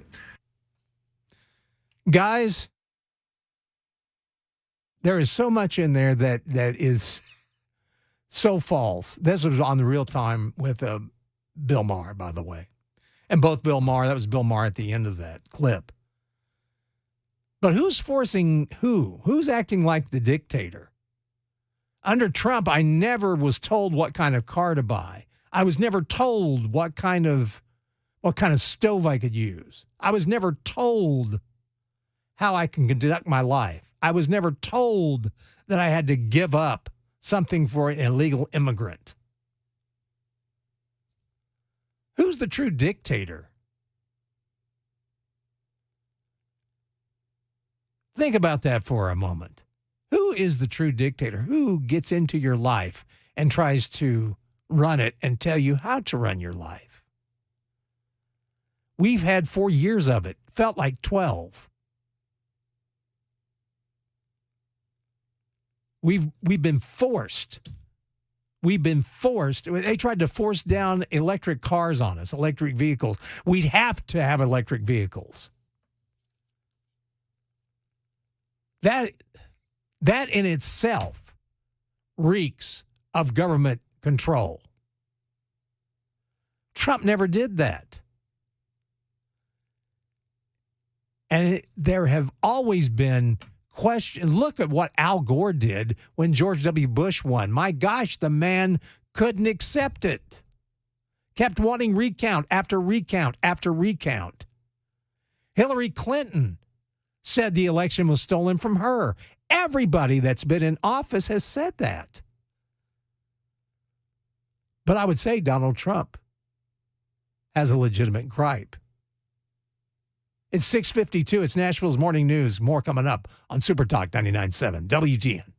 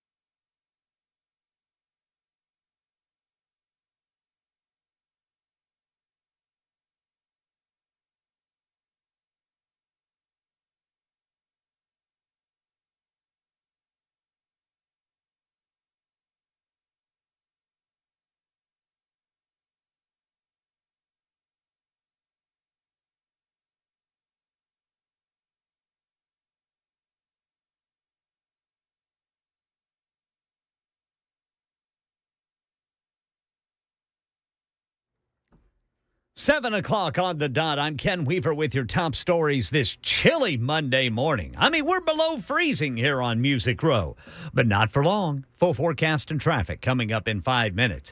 We are getting early information about another midair incident involving a Boeing-made plane this morning. Several injuries reported. Rhiannon Alley on what we know so far. 50 people have been injured in what's being described as a sudden nosedive on a LATAM Airlines jet flying between Sydney and Auckland. Officials did not immediately elaborate, but they are calling it a technical event. The plane was a 787-9 Dreamliner, and reports say the ceiling was badly damaged from people's bodies hitting it. One person is in serious condition. Yeah, one passenger told a CNN affiliate blood was on the ceiling. Right now in Tennessee, a man is on the run after police say he arranged to have sex with a 13-year-old girl. He was set up by undercover cops, but got away. Shelbyville police say 26-year-old Robert Austin Marmon nearly ran over officers in the process. Now he's got outstanding warrants for solicitation of a minor, attempted aggravated statutory rape, aggravated assault, evading arrest by motor vehicle, driving on revoked license, which is an 8th offense. Election 2024, both President Biden and former President Trump expected to clinch their party's nomination with the latest round of presidential primaries in multiple states tomorrow. And NMN has results of a new ABC News Ipsos poll showing where Americans stand on who they think would do a better job as president. Our new poll, completed after President Biden's State of the Union address last week, shows former President Trump holding a 3-point lead over Biden, but 30% say they trust neither candidate. President Biden travels to New Hampshire today, where he's expected to discuss healthcare costs. The Trump campaign has no scheduled events this week, but Trump's lawyers face a big day in court Thursday in his classified documents case. Yeah, later today, Biden's annual budget will be released with all the usual populist economic themes. The White House says it's going to lower more costs for American families through national paid leave, savings on child care, prescription drugs, utilities, housing, college, and health insurance. See any good movies lately? Well, they handed out the Oscars last night. And my eyes see Oppenheimer. As expected, we did hear the name Oppenheimer and its cast and crew called up several times, a leading 7 wins, including Best Picture and Christopher Nolan's first win for Best Director. We don't know where this incredible journey is going from here, but to know that you think that I'm a meaningful part of it means the world to me. But the biggest surprise on the night, Emma Stone winning Best Actress for Poor Things over the favored Lily Gladstone from Killers of the Flower Moon. This is really overwhelming. Sorry, okay. And my voice is also a little gone. Whatever. Backstage at the Oscars, Jason Nathanson, ABC News, Hollywood. And Market Numbers Report. Market Numbers brought to you by Beacon Capital Management. Online at beaconcm.com. Dow Futures down 89. S&P down 74. NASDAQ down 32. That's the latest news. Traffic and weather next. I'm Ken Weaver, WTN News.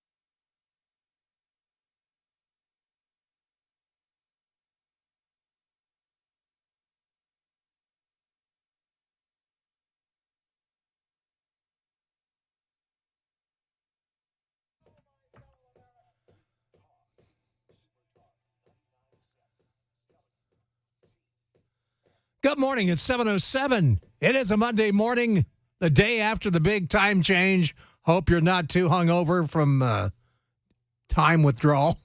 Johnny B in for Dan Mandis, who is on vacation this week. He comes back next Monday, and you've got Kim Weaver along with Mason Fleming. We're all together this morning on Nashville's Morning News. You can get involved with us with the Members Nutrition Super Text line, 615-737-9986. And, of course, you can catch us on Super Talk TV, Facebook Live, Twitch, X, or Twitter, whatever you call it, YouTube, and, of course, our own website, 997wtn.com. And we're here till 9 o'clock. And, of course, actually starting up at 8:30, Chris Hand will join us for the Gang of Four Amigos. Then it's the Chris Hand Show at 9 a.m. 12 noon, it's Matt Murphy. And 3 o'clock for your ride home is The Drive with Brian Wilson. And Ken Weaver, the story that he had about the little deal with the airline, it's not a little deal, actually. They had, Ken, did you say they had blood on the ceiling? I guess he did.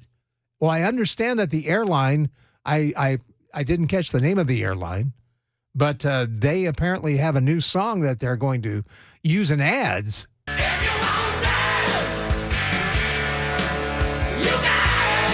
That's scary, though, man. Blood on the ceiling. Unbelievable.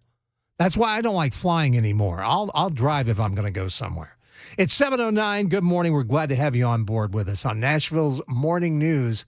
And, of course, Super Text line has been busy, especially with Robert De Niro. De Niro, we had this last hour, but we're carrying it over just for a second here because so many commented on our Super Text line about what Robert De Niro said. And if you didn't catch it, well, let's get rid of that, ladies and gentlemen. Sorry about that. AC/DC still rocking and rolling. Anyway, Robert De Niro appeared on Real Time with Bill Maher, excuse me. And this is what he had to say, if I can get it to play. Nothing redeemable in him. And we have to, and whoever the people are who want to vote for him, and he's talking about Trump, by the way, like you would have to be told that. Look like intelligent people around there. Somebody, for some reason, it can't be. It cannot be. If he wins the election, you won't be on the show anymore. He'll come looking for me. Look, man, nobody's looking for you, dude. Nobody's looking for you, especially Donald Trump. And as was pointed out by Super Texters, and you guys had some great points here. Number one, Dave said De Niro's just a nincompoop, which, yeah, that's true. But as they pointed out, vaccine lockdowns, Todd had this one, vaccine lockdowns, gaslighting, BLM. Yeah, what leader did Trump ever force you to go get a? No. No, boy, when Biden got in, the mandates became huge. But they're right. There is so much that this president has done that's been far more like a dictator than Trump would ever think about being. I mean, when Trump was in office, did you see De Niro out of work? No. Was he still walking around free? Yes. So I didn't see any. I mean, Trump would even have these long press conferences. And even though he would call out CNN as fake news, he still called on them. He didn't shut them up. So if you're going to talk about somebody that's a dictator, I think we're kind of seeing one now, are we not? It appears that way to me. And one person that's being hailed as a dictator, really, is the fire department of New York Commissioner Laura Kavanaugh. She's been branded a fascist pit bull. She's announcing plans to seek out the unruly firefighters who booed New York Attorney General Letitia James as she gave a speech earlier last week. James was speaking at a New York Fire Department promotion ceremony Thursday, when the jeers began before she even took the stage, firefighters shouted Donald Trump's name as James appealed for calm from those gathered at the Christian Cultural Center's Brooklyn campus. But it appears those that were behind the chanting may not get away with it if the fire department chiefs have anything to do with it. John Hodgins, who is chief of the fire department in New York, sent an email to department leaders warning of an impending investigation by the Bureau of Investigation and Trials into the booing and Trump chants directed at Letitia James. Hodgins has urged those involved to come forward voluntarily to avoid being pursued by the department, which is currently reviewing video footage of the entire ceremony.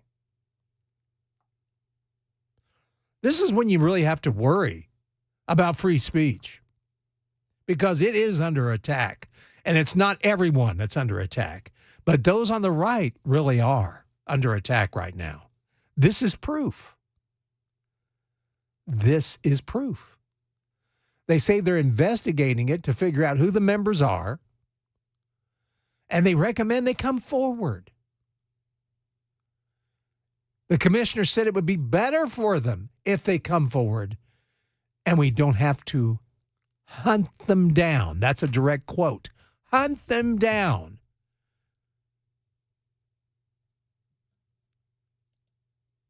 And Robert De Niro's worried about his own sorry butt. His freedom of speech has been fine. He can get on Bill Maher, which he should. The way I've always looked at it, as long as I'm able to have free speech and someone that is more left-leaning still has free speech in the United States of America, we're in great shape. But if that person or myself are not allowed to speak, then we have real trouble. Free speech should always be protected, because that's what America's all about. It's supposed to be. But here lately, it seems like it's not. And it's something to be concerned about. So these firefighters are going to be hunted down. Those are the words they used. Simply because they were protesting. And Letitia James couldn't take it. Unbelievable. 7:15, time to check the roads from the SuperTalk WTN Traffic Center.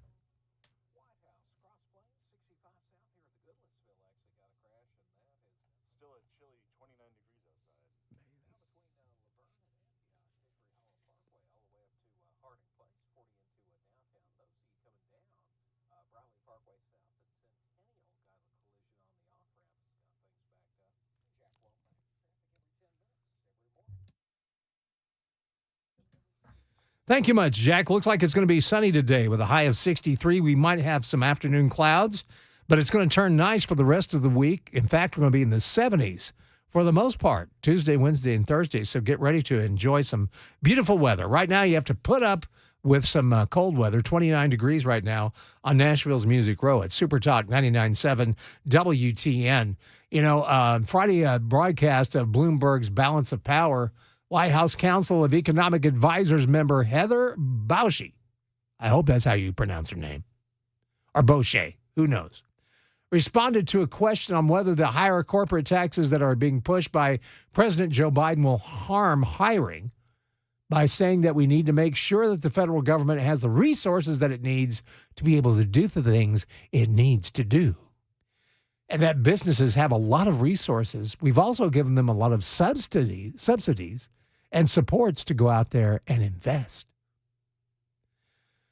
Later was asked about Joe Biden talking about the need for higher taxes on the wealthy and on corporations, specific to the ideas of a higher corporate tax rate, which is something that he's been pushing for some time.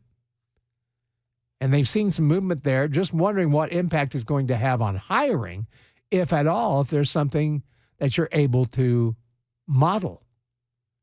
According to Bauchy or Bauchy, however you pronounce her name, Here's the thing. We need to make sure that the federal government has the resources that it needs to be able to do the things it needs to do.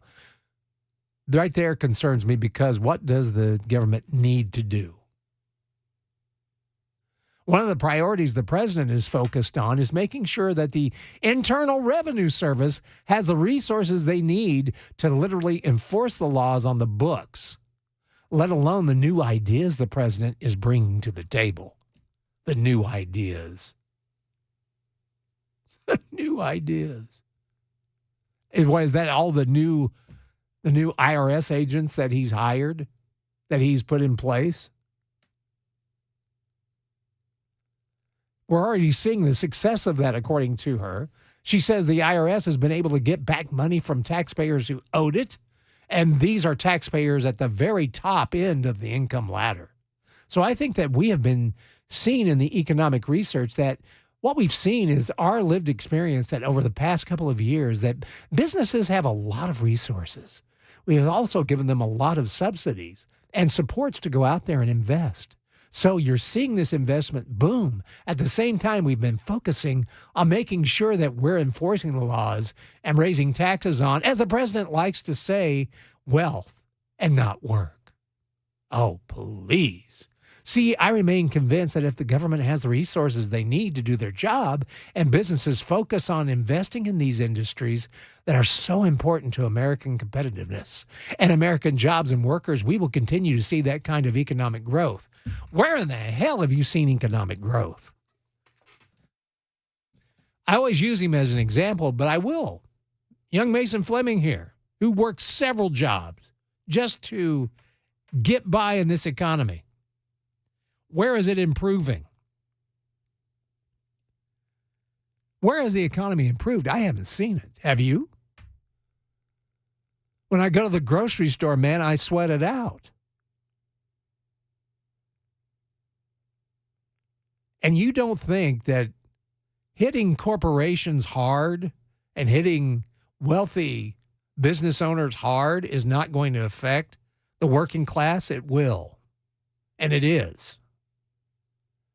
A lot of them are not offered jobs that are paying a lot because these corporations now are paying far more taxes. Business owners are paying far more taxes. What was it the late Phil Valentine said? If you soak the rich, everybody gets wet. And that's the truth. That is the truth. And look, I'm for the working man. I am the working man myself. Always have been. Middle class, baby. And there's more of us than there are of them. But I also recognize that people that are business owners, people that are at the top of their game have really worked hard to get there. They've put in long hours, like young Mason. They have worked very hard to get where they're at.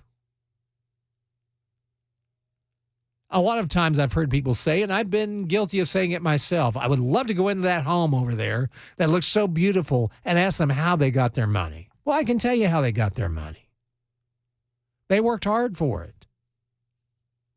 And they were smart. A lot of us in this building work hard, but not all of us work smart. I'll include myself in that. I haven't always worked smart. You have to be a go-getter. And let me tell you something. Capitalism works great when you work smart and when you put your nose to the grindstone and when you hustle. And that's why I admire people that do hustle, because they are living the American dream, and it can be yours. But that's what bothers me about where we're going now. It seems like we are not going to be able to get there because we're being punished by this administration. And they want to raise taxes even more. We're taxed to death, frankly. And I, for one, am sick of it. And that's why we need less government, not more. Let's check in with Ken Weaver on what's coming up in the news at 7:30. Several injuries reported when a Boeing 787-9 Dreamliner reportedly took a nosedive midair. I'll tell you about it at 7:30 on Super Talk 99.7 WTN. Thank you, Kim. We'll be looking forward to hearing from you at 7:30. It's 7:22. It's Nashville's Morning News. Johnny B. in for Dan Mandis on vacation, along with Ken and Mason Fleming. If you'd like to get involved, you can with the Members Nutrition Super Text line, 615-737-9986. We'll read them all, and we'll read a few of them on the air, so keep it right where you've got it. Super Talk 99.7 WTN.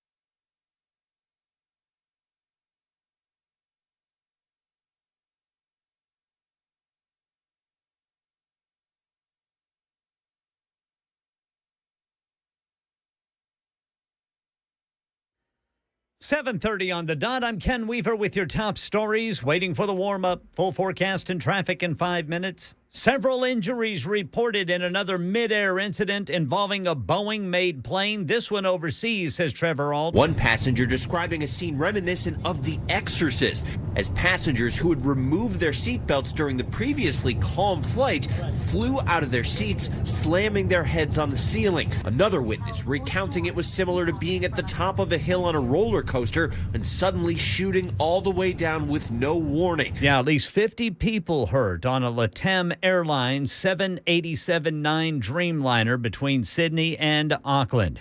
Here in Tennessee, the Rutherford County Sheriff's Office says the 7-year-old girl at the center of an Amber Alert has been found safe. Iris Crum found safe in League City, Texas, her non-custodial mother and stepfather in custody. Her father, Anthony Crum, left Murfreesboro for Texas yesterday to pick her up, and he told Channel 4 on the way. Reunion so far over the phone. I've got to talk to her a couple times, and boy, does she miss me. And I miss her so much. The mother, Kayla Serrata, and stepfather Ethan Serrata facing felony child abduction charges and custodial interference. Later today in our nation's capital, President Biden releases a budget with all the usual populist themes: lower costs for American families through national paid leave, savings on child care, prescription drugs, utilities, housing, college, and health insurance. Meanwhile, both President Biden and former President Donald Trump expected to clinch their party's nomination with the latest round of presidential primaries tomorrow. M. Wynn reports on the latest ABC News Ipsos poll. Our new poll, completed after President Biden's State of the Union address last week, shows former President Trump holding a 3-point lead over Biden. But 30% say they trust neither candidate. That's the latest news, traffic, and weather next. I'm Ken Weaver, WTN News.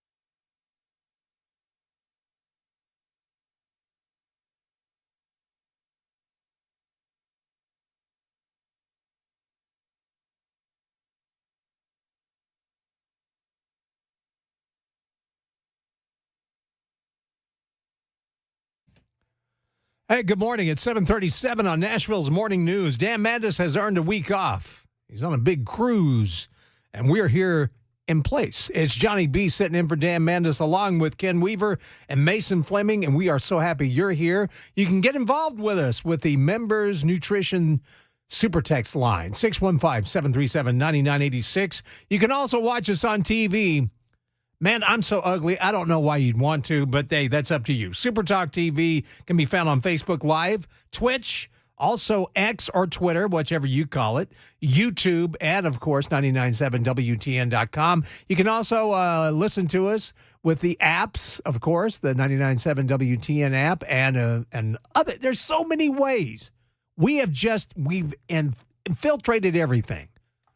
I'm telling you, there's no getting away from Super Talk 99.7 WTN. And, of course, the Super Talk continues live and local, 9 a.m. You have Chris Hand, 12 noon for your lunch hour, straight through the afternoon, is none other than Murphy Show with Matt Murphy and Bell. And then on the drive home, it's called The Drive, and it's with Brian Wilson.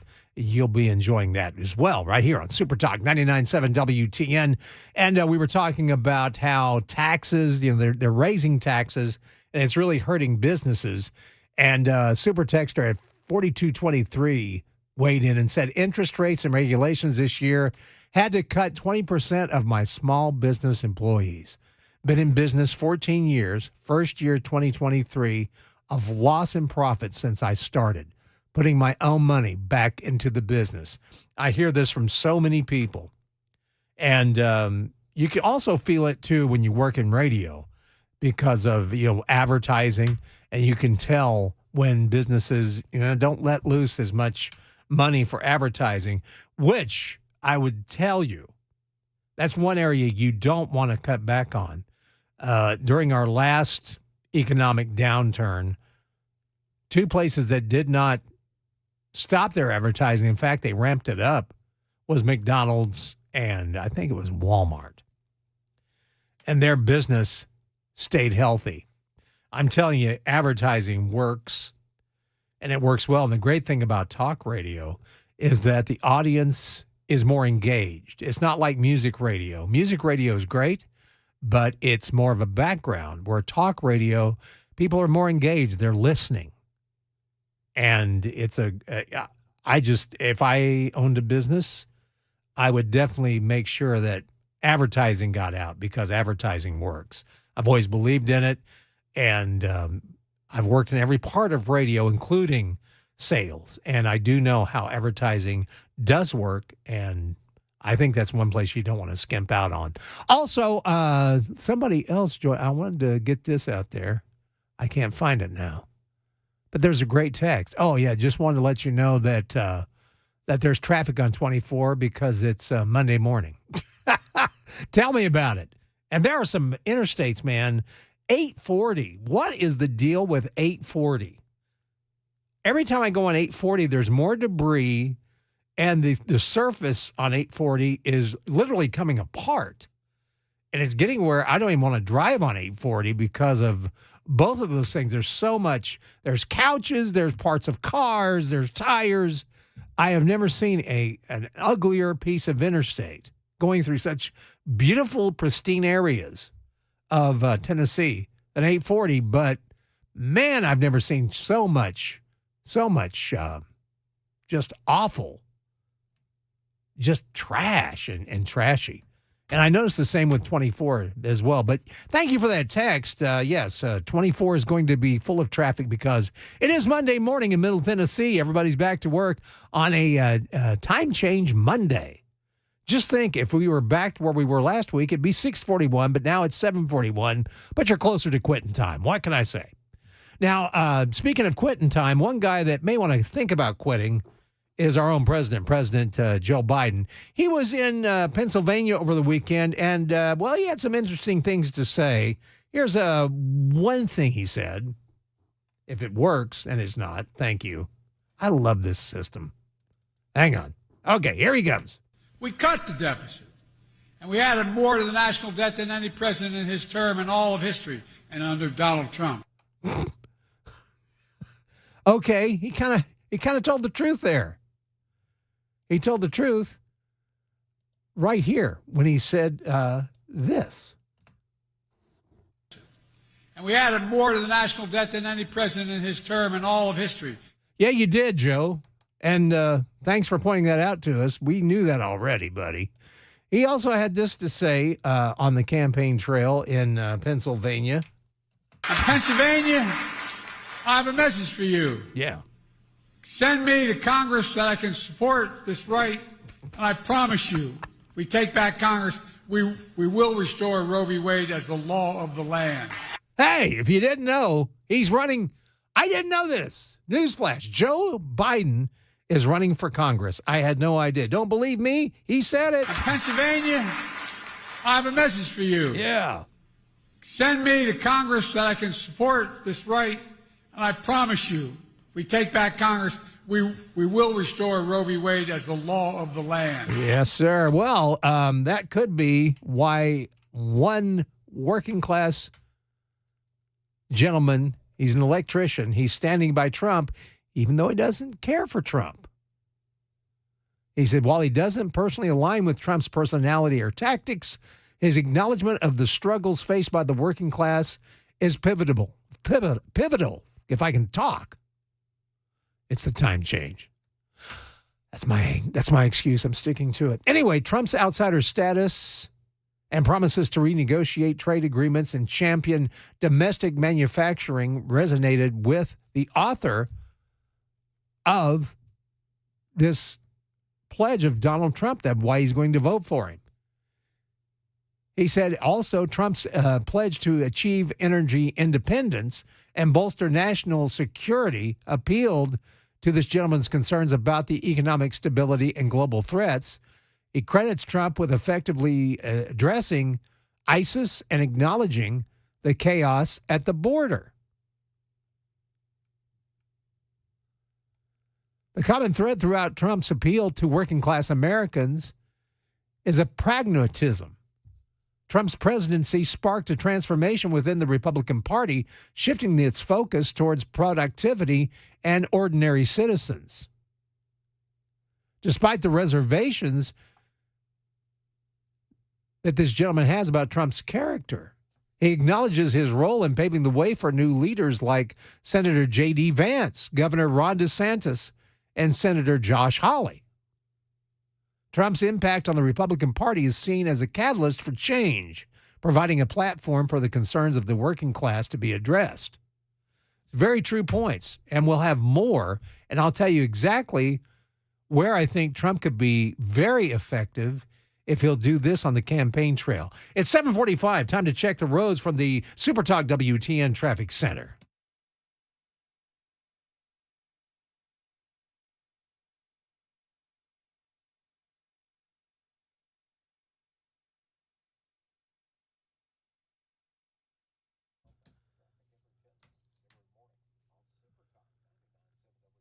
Thank you, Jack. It's going to be sunny today. Sunshine returns with a high of 63, and it's going to warm up nice for the rest of the week. We'll have one more cold night tonight, but then get ready for upper 70s for Tuesday, Wednesday, and Thursday, and have some rain moving in on Friday. Right now, we're back up to 30 degrees now, starting to warm up. Please make it happen. But anyway, this gentleman, electrician, he's standing by Trump. It doesn't give the name. But he's basically saying that Trump is really resonating with ordinary citizens for many, many reasons, even though they have reservations about his character. The author is acknowledging his role in paving the way for new leaders, also looking ahead to a potential Biden-Trump rematch. The author anticipates continued support from working-class Americans for the party that acknowledges their struggles. And that's one thing where Trump is resonating with people. They predict that the Republican Party's recognition of this demographic initiated by Trump will resonate with voters who have felt marginalized by mainstream politics for decades. They're tired. People are tired of the career politicians. They're tired of them looking down their nose at them like they're the poor and washed. In fact, as I was saying earlier in the show, you may not have heard it, But the Democrat Party has really become the party for the wealthy. They bring in more money. They have bigger fundraisers.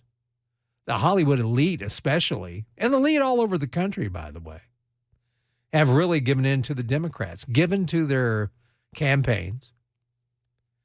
Trump has resonated with the working class for many reasons. Everything we've been concerned about in this country, he has shone a light on. And let me say this as well. Donald Trump is not your typical Republican. He is not what I would call a conservative. He's for conservative values, but he himself comes off more as a libertarian to me. And that's appealing. That's highly appealing to me. And at times, he's a very effective campaigner. The only thing, and this is a personal judgment, a personal criticism, get away from the name calling. It does you no good. At first, it's kind of cute. We all laugh at it. But after a while, it wears thin. Where he really resonates with people is when he talks about issues and when he talks about what he succeeded at with the border, with the economy. And he should tout how well he handled COVID. He handled it brilliantly, I thought. And he doesn't get enough credit. But that's, I think, where he can really resonate with voters, and especially with illegal immigration. Look at Denver, Colorado. They're asking residents to house illegal immigrant newcomers. The mayor, Denver Mayor Mike Johnston, has announced budget cuts to city programs to pay for the illegal immigration crisis that it's currently experiencing, which is expected to cost over $180 million. And meanwhile, in his speech, he wants people to open up their homes to help out. And of course, Denver is a sanctuary city. And they have tent cities for illegal immigrants. And they began to pop up at shelters. They're overflowing in Denver. In fact, one business, it was Samantha Menendez, who is a co-owner of One Shop Back, it's a bar in Denver, noted that 200 plus tents are around their business. How can anybody do business like that? But the mayor is asking people to cook meals for these folks, welcome somebody into their home. See, the problem with illegal immigration, you don't know who you're getting. And a large majority of these people that are coming over are not here for reasons that they're here for a better life, that they're escaping a regime that is not on the up and up. The majority that are coming over right now are male, they're fighting age, and they're not just from Central America, Mexico, places like that. They're from terrorist countries. They're also from China. And like I said, they're fighting age. And there have been so many people that have been affected. Illegal immigration affects so many problems in America. It's not the lone problem, but its tentacles reach into every part of everything that we are having problems with in this country. And that includes wages. That's why jobs don't pay as much anymore.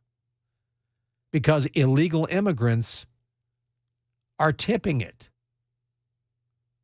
And there are so many that have been brought under Joe Biden, his administration. Just this morning, as a matter of fact, when we went on the air, we had 1,978 illegal immigrants cross our borders. Right now, it stands at 2015. It's growing. And this is every day. Every day this is happening. And it's something that needs to be taken care of. And I pray to God that if Trump gets in, he can take care of it. I think the problem is so bad now. He's going to have a full job when he comes in, and I hope he can tackle it because it's become a serious problem. And I do think the time has come to regard these gangs like MS-13 as terrorists because that's exactly what they are. It's 7:52. The news is coming up at 8 o'clock. Ken Weaver, what's coming up in the news? Well, we're learning more about another midair scare involving a Boeing-made plane. At least 50 injured, but 13 are still in the hospital from it. We'll describe that for you, let you hear some of the passengers who were on that flight coming up at 8 on Super Talk 99.7 WTN. Thank you, Brother Ken. It's 7:53. It's Nashville's Morning News. Johnny B sitting in for a vacationing Dan Mandis. Back with more on Super Talk 99.7 WTN.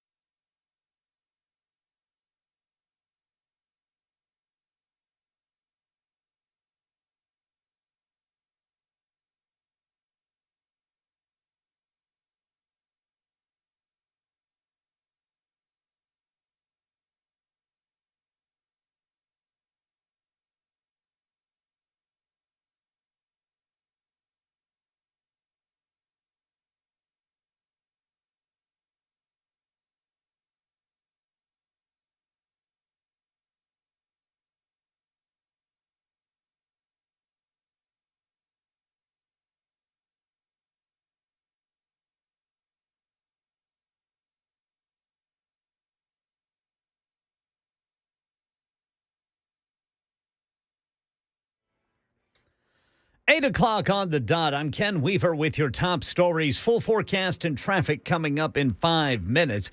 And we're learning more about another mid-air scare involving a Boeing-made plane. This one injured at least 50 people, 13 still in the hospital. One passenger saying it was like The Exorcist. People flying out of their seats, slamming their heads on the plane ceiling. Everyone was terrified. There were people whimpering all over. There were people injured all over. It was a LATAM Airlines Boeing 787-9 Dreamliner headed to Auckland. LATAM Airlines releasing a statement describing it as a technical event that caused a strong movement, and it apologized to its passengers for the inconvenience. Right now in Nashville, all police have said about a man shooting 3 people before killing himself in Antioch is that it was a domestic-related shooting involving individuals from Central America. Metro Police spokesman Don Aaron says one of the victims is a little boy. The 7-year-old child is in non-life-threatening, stable condition. In fact, he's been able to talk to us, give us some information. So some of the knowledge that we have presently is based on information given to us from the 7-year-old. Police say the shooter was the estranged boyfriend of a 31-year-old woman who lived there at the apartment at the Baker Station apartment complex. Election 2024, both President Biden and former President Trump are expected to clinch their party's nomination with tomorrow's presidential primaries in other states. Ike Ejaichi recaps dueling weekend campaign rallies. President Biden and Donald Trump both visiting the battleground state of Georgia on Saturday, taking aim at one another. Donald Trump and the MAGA Republicans are trying to take our freedoms away. You're destroying our country, Joe. The latest ABC News Ipsos poll finds Americans are split, with 33% saying they trust President Biden to do a better job leading the U.S., while 36% say Donald Trump, and another 30% say neither. The poll also found just 33% of Americans have a favorable impression of Biden, compared to 29% for Trump. See any good movies lately? Well, they handed out Oscars last night. Billie Eilish, now the youngest 2-time Oscar winner. I'm so grateful for this song and for this movie and the way that it made me feel. The 22-year-old won Best Song for her Barbie track, What Was I Made For? And she also won for doing the James Bond theme, No Time to Die, in 2020. Oppenheimer Best Actor winner Cillian Murphy became the first Irish-born Best Actor winner. It's really meaningful to me. And history denied for Killers of the Flower Moon's Lily Gladstone, who would have been the first Native American Best Actress winner. She lost to Poor Things' Emma Stone. Backstage at the Oscars, Jason Nathanson, ABC News. All right. Market Numbers Report brought to you by Beacon Capital Management, online at beaconcm.com. Dow futures are down 165, S&P down 84, NASDAQ down 90. That's the latest news. Traffic and weather next. I'm Ken Weaver, WTN News.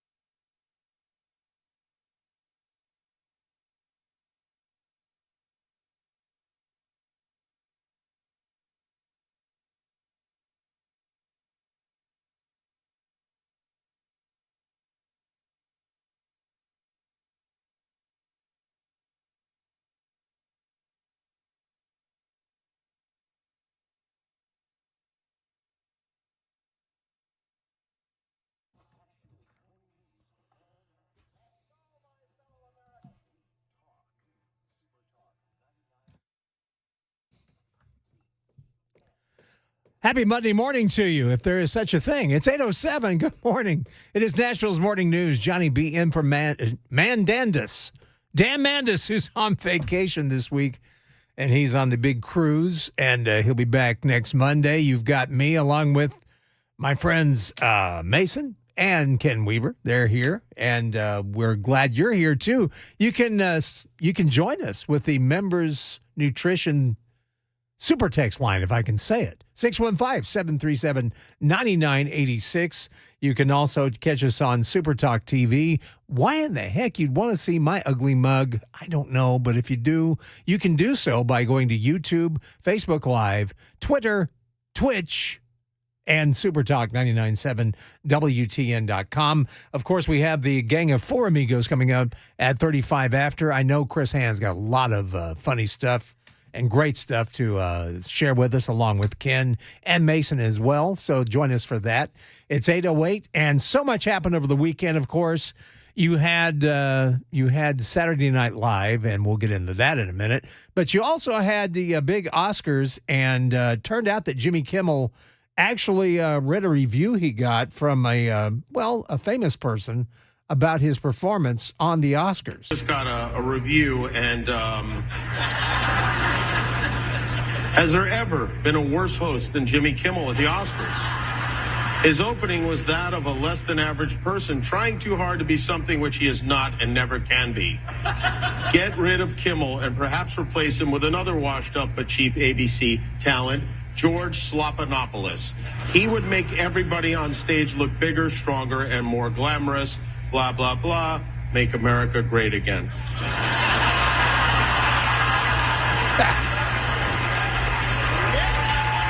Okay, now, see if you can guess which former president just posted that on Truth. Anyone? No? Well, thank you, President Trump.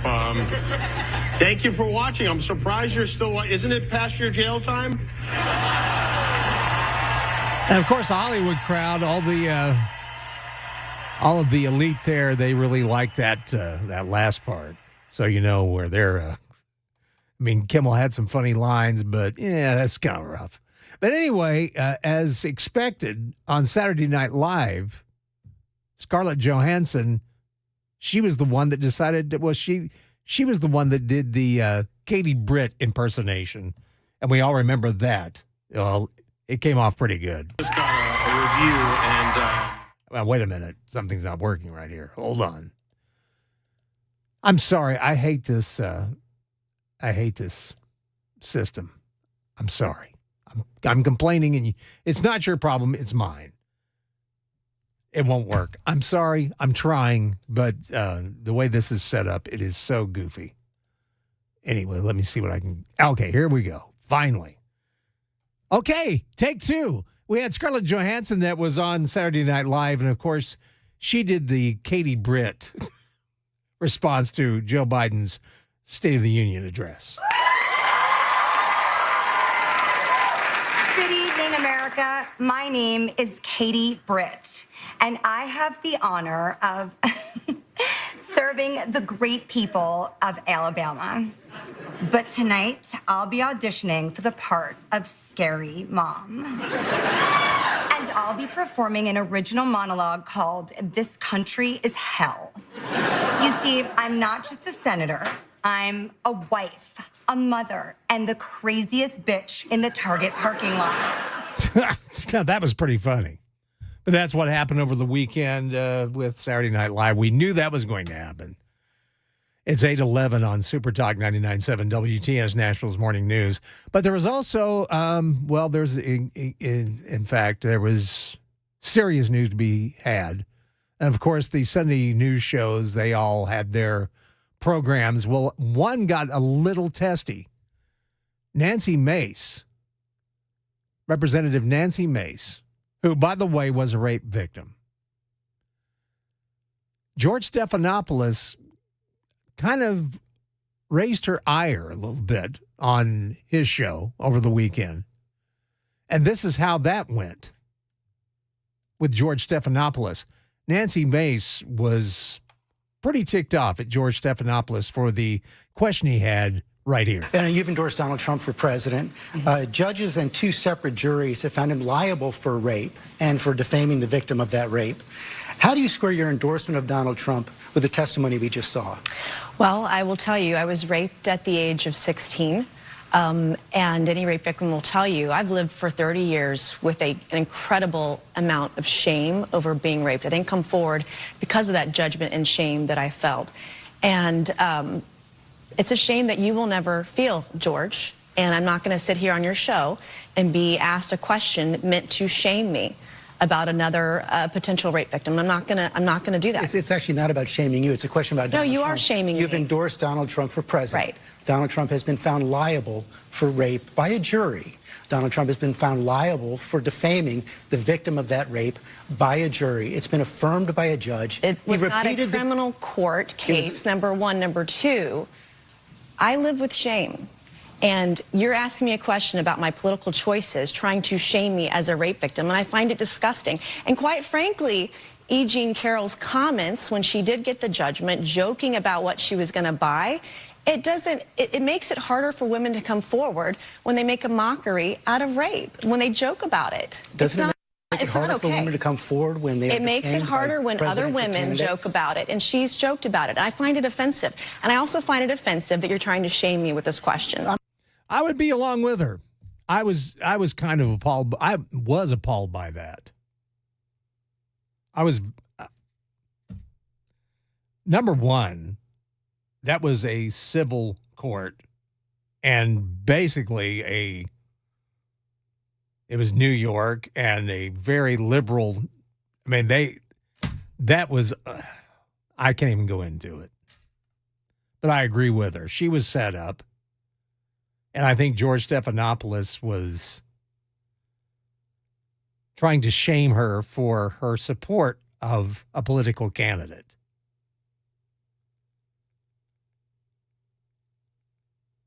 And it's seedy, and it's just appalling. And I felt for being asked that question because it was a gotcha question. That's all it was. I would like to add, too, that I find that George Stephanopoulos, and I'll even put Dana Perino in there, I think it's wrong that these people are considered journalists when they used to work for presidents, when they were with a political party. I don't mind them being experts on a panel, like what Karl Rove does. And I'm not a Karl Rove fan, by the way. But what he does is fine. But to have George Stephanopoulos as a legitimate journalist is a joke to me. And the same with Dana Perino. I don't have anything against Dana Perino, but why is she considered a journalist when you know where they sit politically, and you know they're going to be, you know where they stand. See, I like journalists where I don't know where I have no idea. I have no idea where they stand politically. That's kind of journalist, and that is journalism to me. That's somebody that's wanting the truth, that wants news. But George Stephanopoulos is nothing but a Clinton Democrat ally. And so that's what he's going to do. And I find it really repulsive that these people like ABC News and CBS, NBC, and Fox all want to hire these people as journalists when they're not. It's 8:16. It's time to check the roads from the WTN Traffic Center.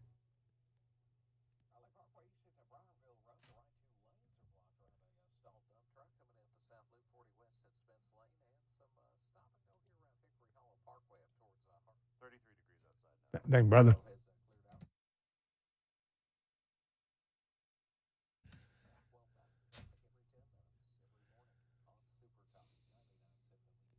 Sometimes it pays to turn your mic off, John. 8:16, time to check the weather. It looks good. 63 degrees. Look for sunshine most of the day. Clouds will be moving in a little bit later on, but it's going to be nice the rest of the week. 76 degrees will be the high. I think Wednesday and Thursday will be in the 70s the whole time, so it's something to look forward to. We're at 30 degrees right now, and if we can just make it through that, we'll be all right.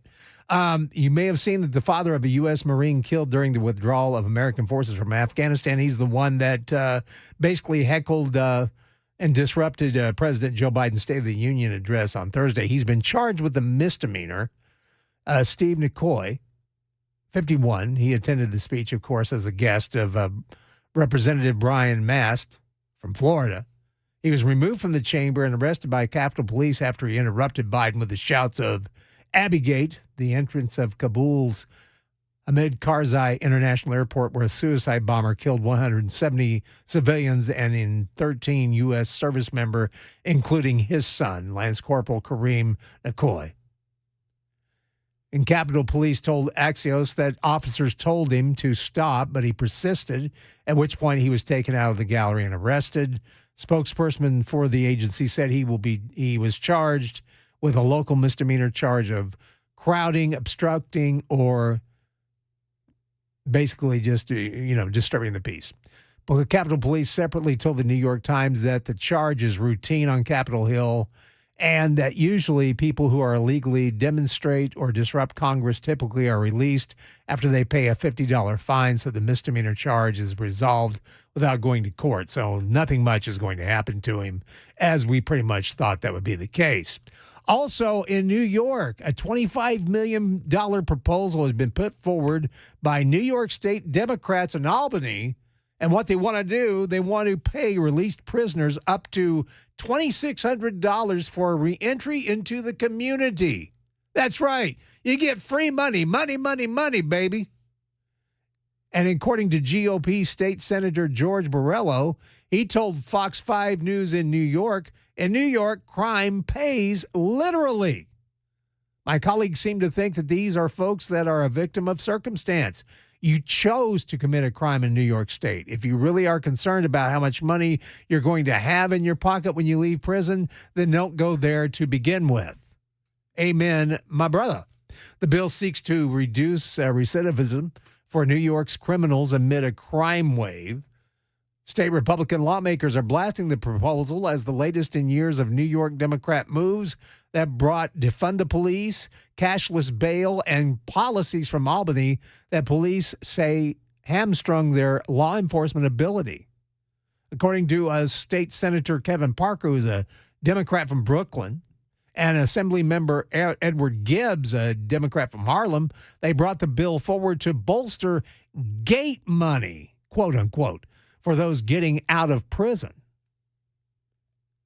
So basically, the reentry fund will pay around $2,550 per prisoner to cover basic necessities as food, housing costs, and preparation for employment. They claim by offering this support, we're not only aiding individuals, but also investing in the safety and prosperity of our communities. I urge my colleagues to recognize the transformative potential of the Reform to Gate Money bill. Together, we can turn the tide on recidivism and pave the way for successful reintegration, ensuring that all New Yorkers get a second chance.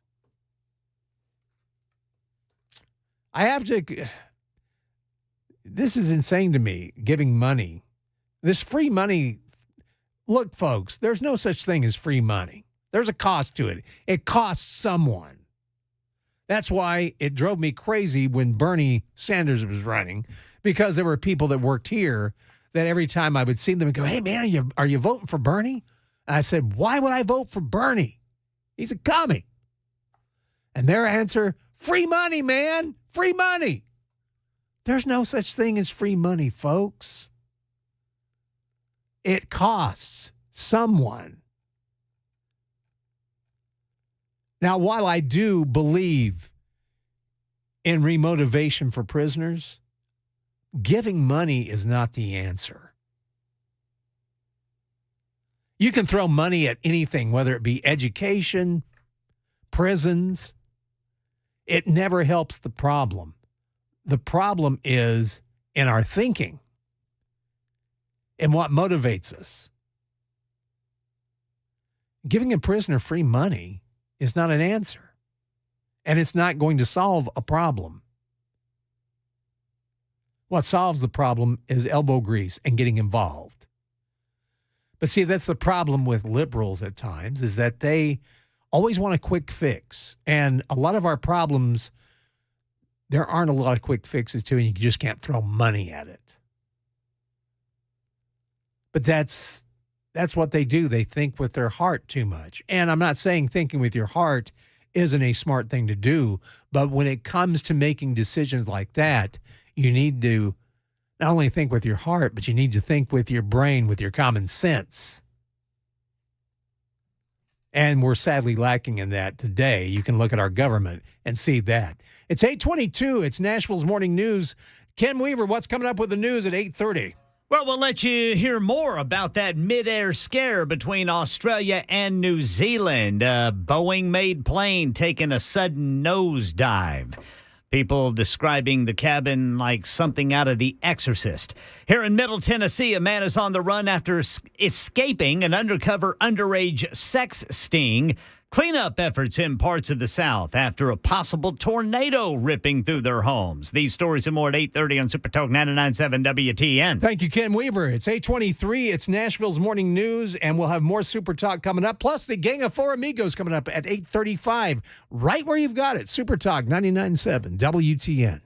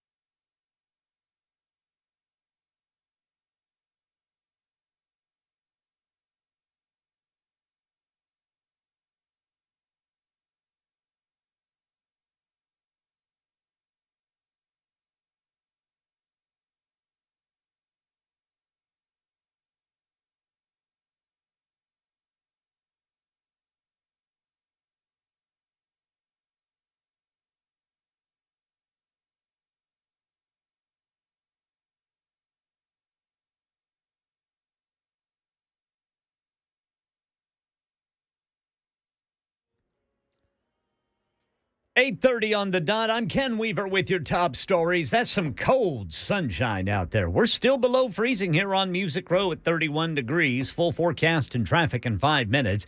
We're learning more about another mid-air scare. Tom Rivers says this one between Australia and New Zealand. Passengers on board LATAM Airlines flight LA 800 say there was no turbulence, but they felt a sudden drop like a loss in altitude. Those who didn't have their seatbelts on were thrown around.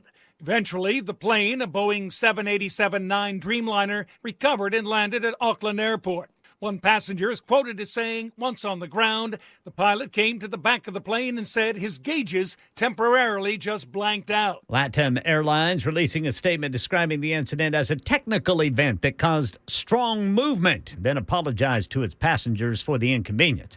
Here in Middle Tennessee, a man is on the run after escaping an undercover underage sex sting. Shelbyville police say 26-year-old Robert Austin Marmon had arranged to meet a 13-year-old girl for sex on March 6th, but he got away, nearly running over law enforcement in his car in the process.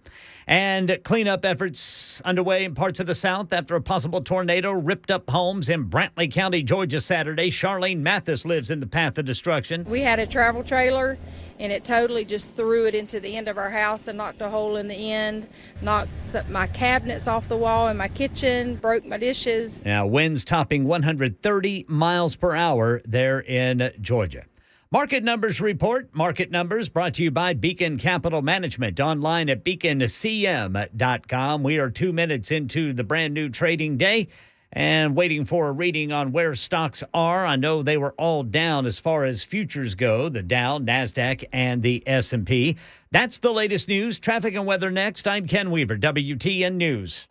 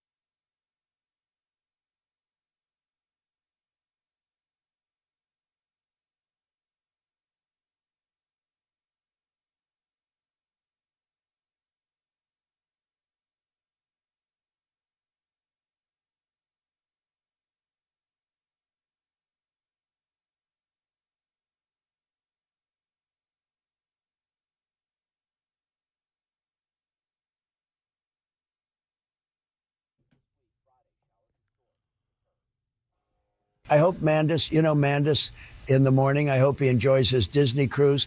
Quite frankly, it's not a cruise I would go on. Too woke for me, obviously, but I hope he enjoys himself. And I'm sure he is. Welcome to the gang of four amigos. You got Johnny B in for Dan Mandis, Ken Weaver. Good morning, boys. Yeah. And Mason Fleming. Good morning. And Chris Hand. Hey, How you what's doing, up, my brother? guys? It's always a treat getting to listen to Johnny on my way in. That brother Johnny B. It's always a treat to hang out with you guys. It's always fun. But we think about Dan Mandis. Having a great time on his Disney cruise, yes, right? His big Disney cruise. Apparently, Southwest Airlines bungled. He couldn't get his flight and said it would be 3 days. What? Before he could get a flight. So I guess they had to drive to Florida. Oh my gosh! So what a way to start your Disney cruise. That's not the magic he was promised. No, I doubt he's wearing his Mickey Mouse ears. No. Everybody loves being trapped in a small box for 12 hours together. Well, it was very funny because last night my wife and I were looking for something lighthearted to watch, and we decided on. It just escaped me the name of it. Wild Hogs. Wild Hogs. Thank you. About the weekend bikers and the Bill Macy character. I'd swear to you, it's Dan Mandis. If Dan Mandis was a weekend Harley rider, it would be Bill Macy. That would be something in itself. You have to watch it because I was laughing so hard, and I got my wife laughing. I said, "That's Mandis. He's Mandis." I even sound like Mandis. It's Mandis. Who's this guy? William H. Macy. Oh, okay. Bill Macy. Yeah, I was thinking Bill Macy. Yeah. This guy must look like Dan Mandis. Well, in the flick, he kind of does remind you of Dan. Interesting. But it's very funny. So I was thinking about him. I can't believe he's dealing with that. Jeez. Oh, I can't either. What a horrible way. But it seems like there's they always... got notice less than 24 hours before their boat leaves. That's right. So it was one of those things where, I mean, it looks like to me it was like, okay, get everything packed and in the car now. We got to go. Oh, yeah. Well, how long is that ride to Florida where he needs to go? Oh, it's got to be good. If he's down on I think if it's down on the coast, it's probably like a 12-hour drive. Yeah. Man, so there's no hesitation to make the boat. You got to go. Yeah, and that's without stops. I'm pretty sure. Like adding stops in there, any food breaks, bathroom breaks, stuff. It's probably like a 13-hour drive. Oh my gosh! The Mandis vacation is underway. Oh my gosh! You do the overnight there. That's the only move. Yeah, that is the only successful move. Sleep on the boat. I did an overnight to the Outer Banks in North Carolina with 4 kids. Holy 1, cow. 4, 6, and 10. You know how many times we stopped? Once for gas. Wow. Road trips. Oh, aren't they the best? In fact, I've forgotten about kids, what it's like to have little ones around you. This weekend, I had two great-grandchildren come visit. Little girl Mason is 2, and little boy Liam is 10 months. Oh, my gosh. Oh, yeah. And it was eye-opening. I mean, they're great kids because neither one, cried or, went through they both seemed to have a lot of fun. Did they use foul language? Well, the 10-month-old, he was a little... Yeah. He was trying out some words. He threw it out there. But no, he was the coolest because I held him the entire time he was there. In fact, he and I sat on the couch with my son, and we all sat around watching cartoons, and the kid was just cool. But what I really loved was when Mason, a little 2-year-old girl, found Glenna's drums. I don't know what it is about drums, but little kids always go for... In fact, when Dan Mandis visited our home one time, and he had Riker with him, what did Riker go for? The drums. Yeah. It's cause and effect, man. In fact, Dan was sitting there going, we're thinking about getting Riker some drums. And then all of a sudden, Riker starts hitting the drums, and Dan goes, going to rethink that, getting him drums. Yeah. Probably not a good idea. 20 minutes later, yeah. I think we're going to rethink that, Johnny B. There's a set of books. Now read. Hit the books instead. Oh, man. So I know you brought us some sound and some good stuff today. Chris, what you got? I did. Did you guys hear what's happening in Pittsburgh? This is going viral. What's going on? No more cops. Residents of the city will see a major change in the way police respond. They will no longer respond to calls that aren't considered in-progress emergency. That means calls like criminal mischief, theft, harassment, and most burglary alarms will all be handled by an enhanced telephone reporting unit. That means residents will file a police report over the phone. Officers will not respond unless it's an emergency. Also, between the hours of 3 a.m. and 7 a.m., there will be no officers at any of the 6 stations throughout the city. Call boxes that link directly to 911 have been installed for people to use in case of an emergency. And during the overnight shift, there will be as few as 20 officers to cover the entire city. Oh, wonderful. They've legalized the purge in Pittsburgh, you guys. I was getting ready to say. That's when most crime happens, is overnight. I love how they say, don't worry, there's going to be an enhanced reporting system via the phone.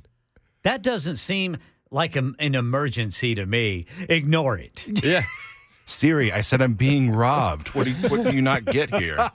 And they said they're going to they said no police officers between 3 a.m. and 7 a.m. and they're not going to respond to burglary alarms. So if you were a burglar, yeah. What does that tell you? Here's the thing that really bugs me is like, why did you make an announcement? Yes. Yeah, you're You know just what I mean? Like, you're letting them know. If you're going to do that, okay, but why announce it? Yeah, do it quietly. I lived in Pittsburgh. This is not a good idea. No. Absolutely not. It's like being at home and putting a sign in your front yard going, hey, I leave my alarm system off for these hours of the day. Feel free to come by. And I don't have a gun. That's always a great one, too, to have the big no gun sign. Oh, my gosh. Have a big stick home. in the backyard. But the gun-free zone. Yeah, it's a gun-free zone in my home. Oh, yeah. But the chief of police in Pittsburgh said that this is based off the data. They followed the data. The chief said today the data supports that. Yes, it's enough to cover the entire city in those hours when we have 8% of the time people are calling. I'm confident in the decisions that we make that it impacts this bureau and the city in a much better way than we have in the past. It's going to impact the city in a much better way than they have in the past. Oh, sure. Wow. Good Lord. Just no cops is a positive impact. Overnight. In Pittsburgh. Yes, sir. Oh, it is an impact. There's going to be an impact. Yeah, there's going to be quite an impact. Shorty, get Fast Larry and Heavy Mo. We're going to Pittsburgh. 3 a.m. to 5 a.m. We're clear, baby. Why? I just don't understand it. The announcement of it all. I don't either. Yeah. I don't either. Maybe it's a trap. Maybe they're going to catch a bunch of criminals. Maybe this is planned or something. It's all a trap, see. They're actually going to be enforcing that, or rather more prevalent. I doubt it. I kind of thought that. And then I saw it's run by Democrats. Say no more. Say no more. It's what's like in New York. Now they're saying that when a prisoner gets out now, they want to give him money. Oh. To get started, like maybe $2,600. Didn't the mob used to do that? I think they did. As long as you didn't talk. Yeah, as long as you Here's some get back on your feet money. Yeah. Here's some upfront whoop out money for you. Yeah. Later they take you fishing out in the middle of the ocean. Yeah. Jeez, it'd probably be a better policy for the fishing side in New York. Man, I can't. But in Pittsburgh, oh my God. Oh, and the data supports it, so they're looking forward to this. Yeah, the data's all there. Now, the chief also acknowledging today that some of these changes are due to staffing shortages. He's down to 740 officers, well below the 850 they would like to have. So it's staffing shortages. Well, yeah. Why would you think people wouldn't want to be cops anymore? Yeah, I have no idea. I mean, I'm telling you, they seem to get all the support that they need. Oh, and they get great press, Yeah. Oh, yeah. Man, everything is upside down. It's crazy. It makes no sense. None. We're going to hear Fetterman probably speaking out against this because of the upside down world we're living in currently. He probably will. Yeah. Because he surprised me recently. Yeah. Some of the things that he's come out with. It's like the stroke has made him more based as time goes on. It's helped him. Yeah. He's probably going to be like the lone politician going, this is a bad idea, you guys. What are you thinking? Golly, man. Overnight in Pittsburgh. 3 a.m. to 7 a.m. It makes more sense. The data backs us up. The data backs it up. Come on, man. Shorty, make sure your watch is set. All the yinzers are sleeping, so you don't have to worry about it. Oh, man. Unbelievable. Yeah, as long as everybody made sure to spring forward in time, they should be okay. Yeah, exactly. It's like, oh, shoot, my watch is an hour behind. The cops are still out. Oh, darn. Yep. The data doesn't support it now. Oh, my gosh. This is unbelievable. Yeah. But that's our new world. This is where we are. Yeah. Unreal. God, Orange Man bad. It's Trump's fault. Yeah, it is totally Trump's fault. It has to be. Yeah. How do we keep letting Trump get away with this? I don't know, but it's going to stop, man. Oh, Lord. I can't believe what's happening to our world. It's gone crazy. It is weird. It's beyond weird. Yep. It's like a bad movie. Well, so you have that. Yes. But I want to bring some good news to balance it out. Please do, because we need some, man. All right, Bad. so there was a teenager who goes to a high school, and they told him he has to remove the American flag from his truck in the parking lot, and he decided not to. Good for him. Wherever 17-year-old Cameron Blazek goes, so does Old Glory. The flag itself represents this country, this beautiful country that we live in. He fastened the flag to his truck this summer. It's very strongly secured in there. I mean, you can't pull that out if you tried. It abides by the U.S. flag code. I got pulled aside by my counselor and vice principal, and they told me, hey, you got to remove the flag off the back of your truck. And I kind of looked at him, and I said, no. I said, it's not going to happen. I said, I can't. Cameron held the line. Read through East Central's 2023-2024 handbook, and the word flag wasn't even mentioned in the parking lot or driving section. The only section it's mentioned in is the flag twirling section. The flag twirling section is the only section of the handbook that mentions the flag. The only one that matters, I guess. But here's the best part, and it gives you hope for the youth. He tells the school no, and then the next day, his boys showed up in force. Boy. The next day at school, others showed up with flags of their own. There was a huge support group there that believed and stood for the same thing that I did, and I was kind of shocked by that. That's when the principal sent a letter to parents Friday to, quote, address recent concerns and confusions, writing, I am pleased to inform you that we are allowing the display of the U.S. flag by students in the parking lot. I am pleased to inform you. I'm allowing. We are going to allow this. We have realized that we live in the United States of America, and it's okay to display our nation's flag. Unbelievable. He's pleased to inform them. Yes. I want to address the recent confusions by sending out a one-page backtrack letter. Yeah, that I'm allowing. Can you believe American that? Flag. Where's this at? It's East Central High School. It doesn't say exactly where.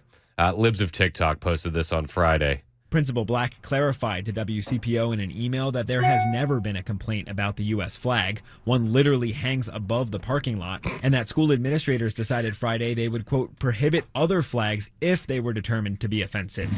A social media post about all this went viral. I was pretty surprised by it that it got so many views, and pretty much that it got the attention it did. There are veterans in this family, and Cameron himself is considering serving. Yeah, I'm pretty proud of him. He stood his ground and stood up for what he believed in.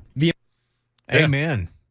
I mean, it does give you a little bit of hope for the youth. Well, yeah, and I really loved the part of the story that and the American flag literally flies over the school. Yeah, apparently St. Leon, Indiana.